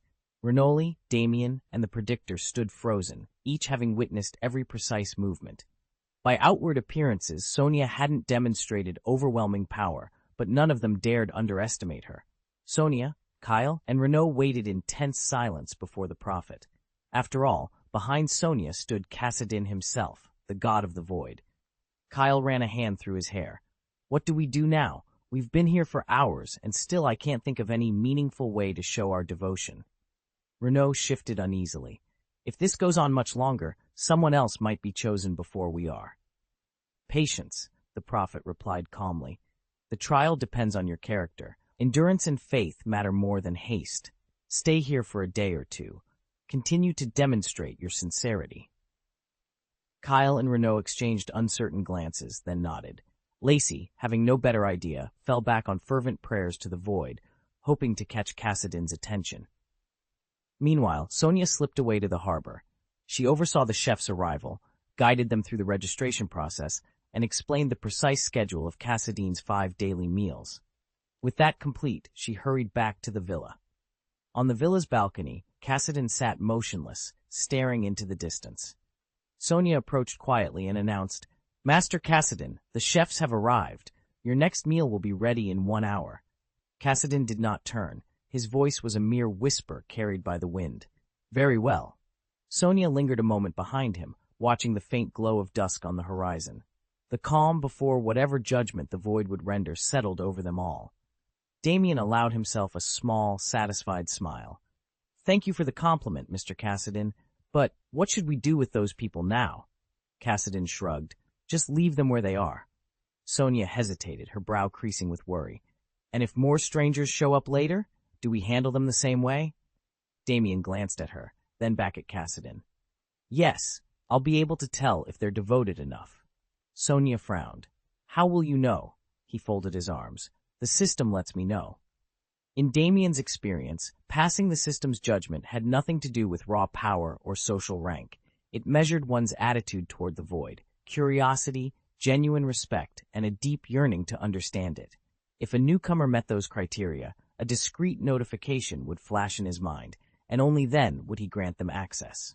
He thought of Lacey, who had quietly passed the test more than an hour ago and was now merely waiting for his approval. The 3 superpowered individuals with her were also cleared, but he hadn't given the green light yet. He'd watched them carefully, gauging their motivations and temperaments. They were no ordinary seekers who craved the void's power to compensate for weakness. Each already possessed formidable abilities. Their ambitions ran deeper, and that made them both intriguing and potentially dangerous. Sonia's concern softened into understanding. So you're just making sure they won't abuse the void. Exactly. Damien met her gaze. Once I'm certain their hearts are in the right place, we'll let them proceed. He turned back to the silent group beyond the threshold. Until then, we wait. If they ever mastered the power of the void, the 3 of them would become far more formidable. But left unchecked, that same power could turn them into reckless wrecking balls. Damien had no desire to spend his days cleaning up their messes. What they needed first was a lesson in self-control. Impatience, after all, was a quick path to disaster. He folded his arms. "Very well," he said, "but remember, if you run into any trouble, you call me." Sonia nodded. She could see that Mr. Cassidon already had a plan underway, so she dropped her questions and made her way to the kitchen. By dusk, the little party was certainly feeling the strain of a long day. They had arrived before dawn, and now their stomachs rumbled in protest. "I'm starving," Renoli groused. "And I'm dying of thirst. Let's get something to eat." "I wouldn't mind a bit of hunting," Renoli continued hopefully. "You think that's allowed here?" Kyle's eyes lit up at the idea, and then immediately dulled. This was Cassidon's territory, the realm of the void, and hunting might be painfully off-limits. I don't think we should risk it," he cautioned. "How about we try fishing by the shore instead?" Renoli shot him a wry look. "You talk tough, Kyle, but only when it's safe, huh?" she sighed. "All right, let's go fish." And with that, the little group headed down to the waterline, lamps swinging and nets in hand, ready to turn their test of patience into a simple dinner. "Hey, Lacey, are you hungry? Do you want something to eat?" Damien spoke up immediately, turning his attention to Lacey, who knelt on the cold stone floor. Her lips were cracked and dry from thirst, yet she kept her head bowed, quietly whispering prayers. Lacey paused, then opened her eyes. She reached into her pocket and withdrew a crisp 1,000-yuan note. "I'm sorry for all the trouble," she said softly.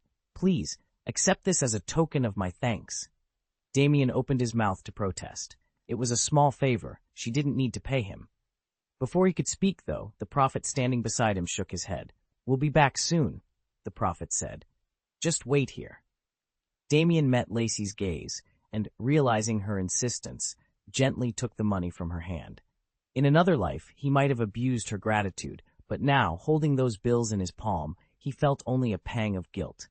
He offered her a reassuring nod, then followed the prophet and the others out of the temple, leaving Lacey alone in the hushed sanctuary. Damien shook his head. "Kyle, Renoli, we've known Lacey for years, and at best we're just friends." Kyle glanced back as he hoisted Damien onto his broad shoulders and broke into a run toward the harbor. "Then why do you keep taking money from her?" Damien settled himself and replied, "The 3 of us came here to join Cassidon, to devote ourselves to the void cult." Kyle snorted. "But Lacey came because she's after power." Damien hesitated, brows knitting. "And what's the difference?" Kyle scowled. "Are you kidding? We have a way out. If things go south, we can just leave. After all, we're superpowered in our own right. Lacey, though, if she doesn't get what she wants, she won't walk away." Renali, jogging alongside them, finally nodded. "That makes sense." By the time they reached the edge of the rocky pier, their conversation faded. 4 figures were stepping off a creaking longboat and onto the island's weathered dock. Kyle let Damien slide down to his feet. He pointed toward the newcomers. "Look over there. That must be Lord Cassidon's party arriving." The massive temple gate towered over Damien and his companions, its stonework carved with impossible detail. "It's enormous," Damien whispered, his voice hushed by awe. "Enough gawping," grumbled Elder Merrick at his side. "Hurry on. See if we can secure an audience with Lord Cassidon." Damien nodded and drew his cloak tighter. "Let's move." They threaded their way down the winding causeway, lantern light flickering against carved reliefs of ancient heroes. Suddenly, a dozen pilgrims came sprinting toward them, excitement written across their faces. "Wait!" Damien called, stepping forward. The pilgrims skidded to a halt. A woman with silver-streaked hair pressed through the crowd. "Lord Cassidon has returned to the temple," she gasped. At the name, Damien's heart hammered in his chest.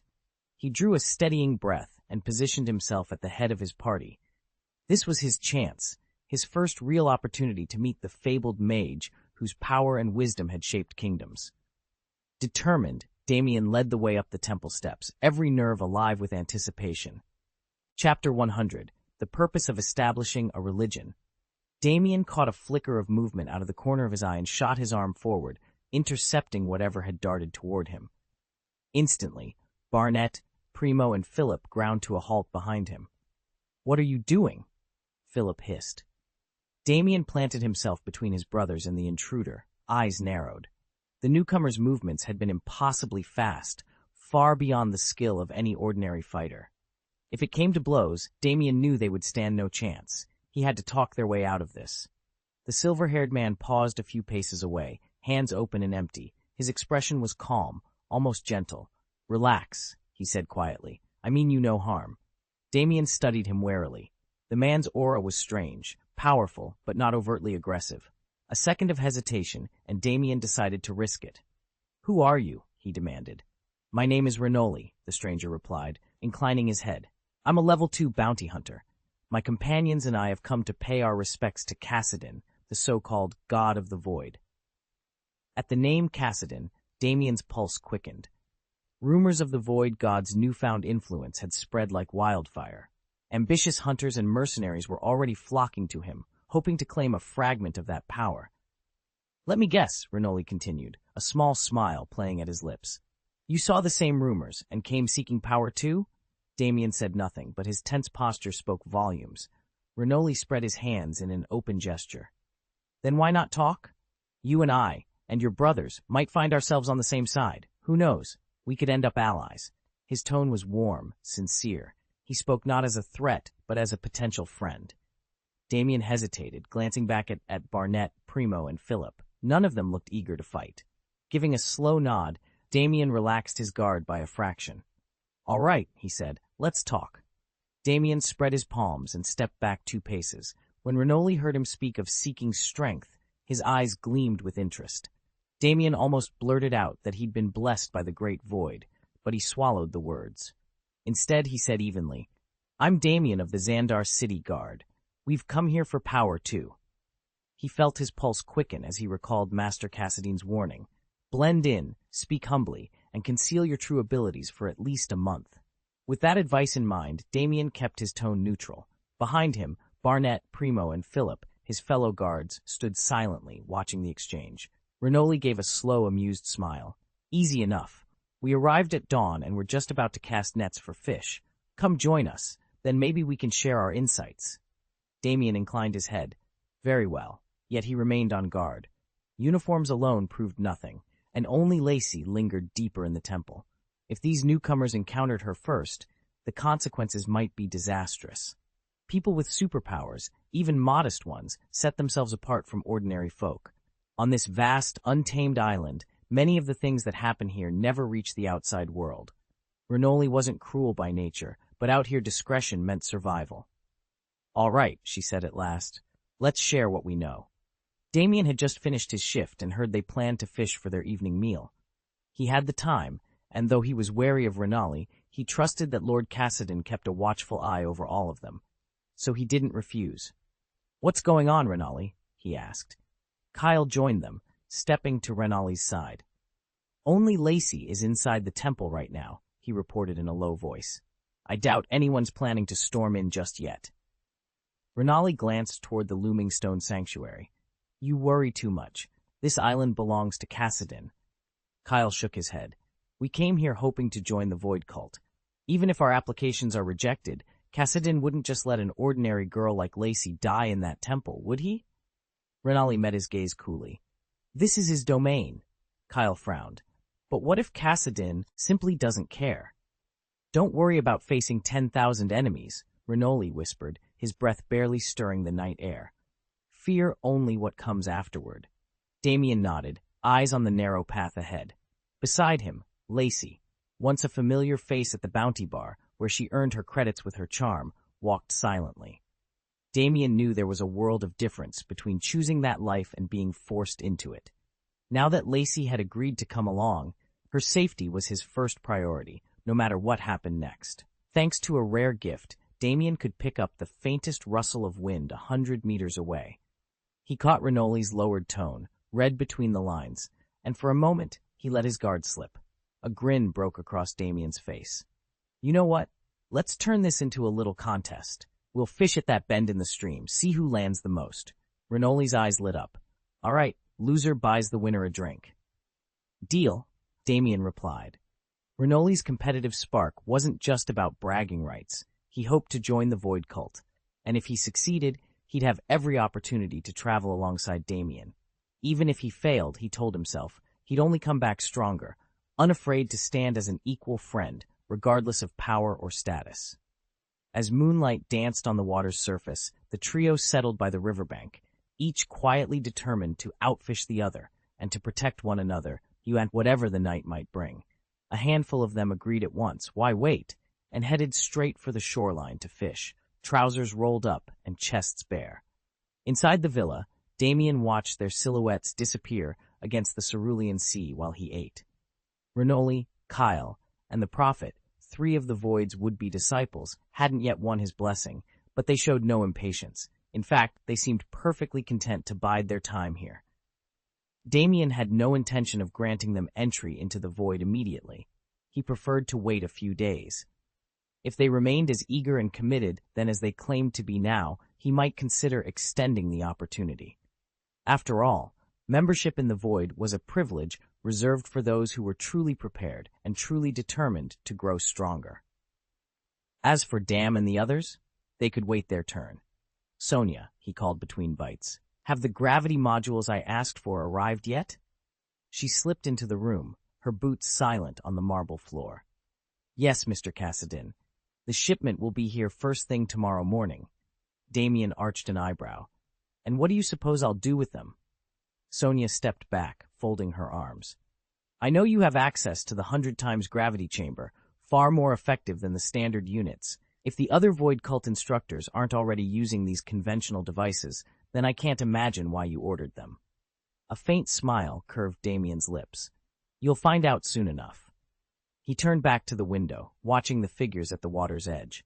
Tomorrow, the devices would arrive, and in a few days, he would see just how badly Renoli, Kyle, and the Prophet wanted to join him in the Void. Only then would he decide which of them, if any, were worthy of power beyond imagination. Damien watched the courier set down the unmarked crate and listened as Cassadin outlined his plan. You don't need to unpack it now, Cassadin said, voice low and urgent. Just find a safe spot, tell me where to store it, and I'll take care of the rest in a few days. The courier nodded, glancing at Damien. Understood. Once you give the word, we'll move it. Damien cleared his throat. It had been nearly half a year since he'd last returned to Blue Star. He'd thrown himself into building the Void Cult on Xandar, first to sow the seeds of the Void's doctrine among its teeming population, and more strategically, to leverage Xandar's ties to the Nova Corps. Star-Lord was slated to hand over the Power Stone to the Nova Corps any day now. Damien didn't have to chase after the Infinity Stones himself. Once he received the signal from Sonia that Ronan's ship was in orbit, the stone would be as good as in his hands. Give Thanos a few more years to start his campaign, and it would be a lost cause. He turned back to Cassadin. Good. When I receive the shipment, have it placed in Storage Vault 7B, under my authorization code. No one else gets in without my say-so. Cassadin inclined his head. Vault 7B is secure. We'll move it tonight. As soon as the courier left, Cassadin stepped closer to Damien. Everything's proceeding exactly as you predicted, he said. By the time Ronan arrives, your network on Xandar will be too well established to challenge, and once you've got the Power Stone... He let the words trail off, a satisfied smile on his ancient, void-touched features. Damien allowed himself a brief nod. He'd started the Void Cult here because Xandar was the perfect crucible, a world of light and order, ripe to be subverted by the void's whispers. While everyone focused on the Kree, he had quietly sown doubt and discontent among the masses. When they clamored for change, when they demanded a power beyond mortal reach, he would be ready with the solution. More importantly, he wasn't rushing the process. Patience was his ally. Thanos might one day hunt the stones, but by then Damien would possess the majority of them and have drawn countless new followers into the Void's embrace. The galaxy would be ripe for the taking. He watched Kassadin slip away, then turned to the darkened streets beyond the warehouse door. Above him, Xandar's twin moons shone like baleful eyes. In a few years, those orbs would pale next to the cosmic nexus he planned to unveil. A corner of his mouth curved upward. The Void was patient, and Damien was nothing if not patient. He keyed his comlink. "All right," he said, voice calm. "Notify me the moment the crate is secured in Vault 7B, and start preparations for Phase 2. A moment's pause, then Sonia's familiar tone crackled back. "Understood. We're on schedule." Damien switched off the comlink and stepped into the night, his cloak billowing around him like living shadow. The Void's promise was almost within his grasp, and with it, the fate of every star in the galaxy. Chapter 1. The Underground.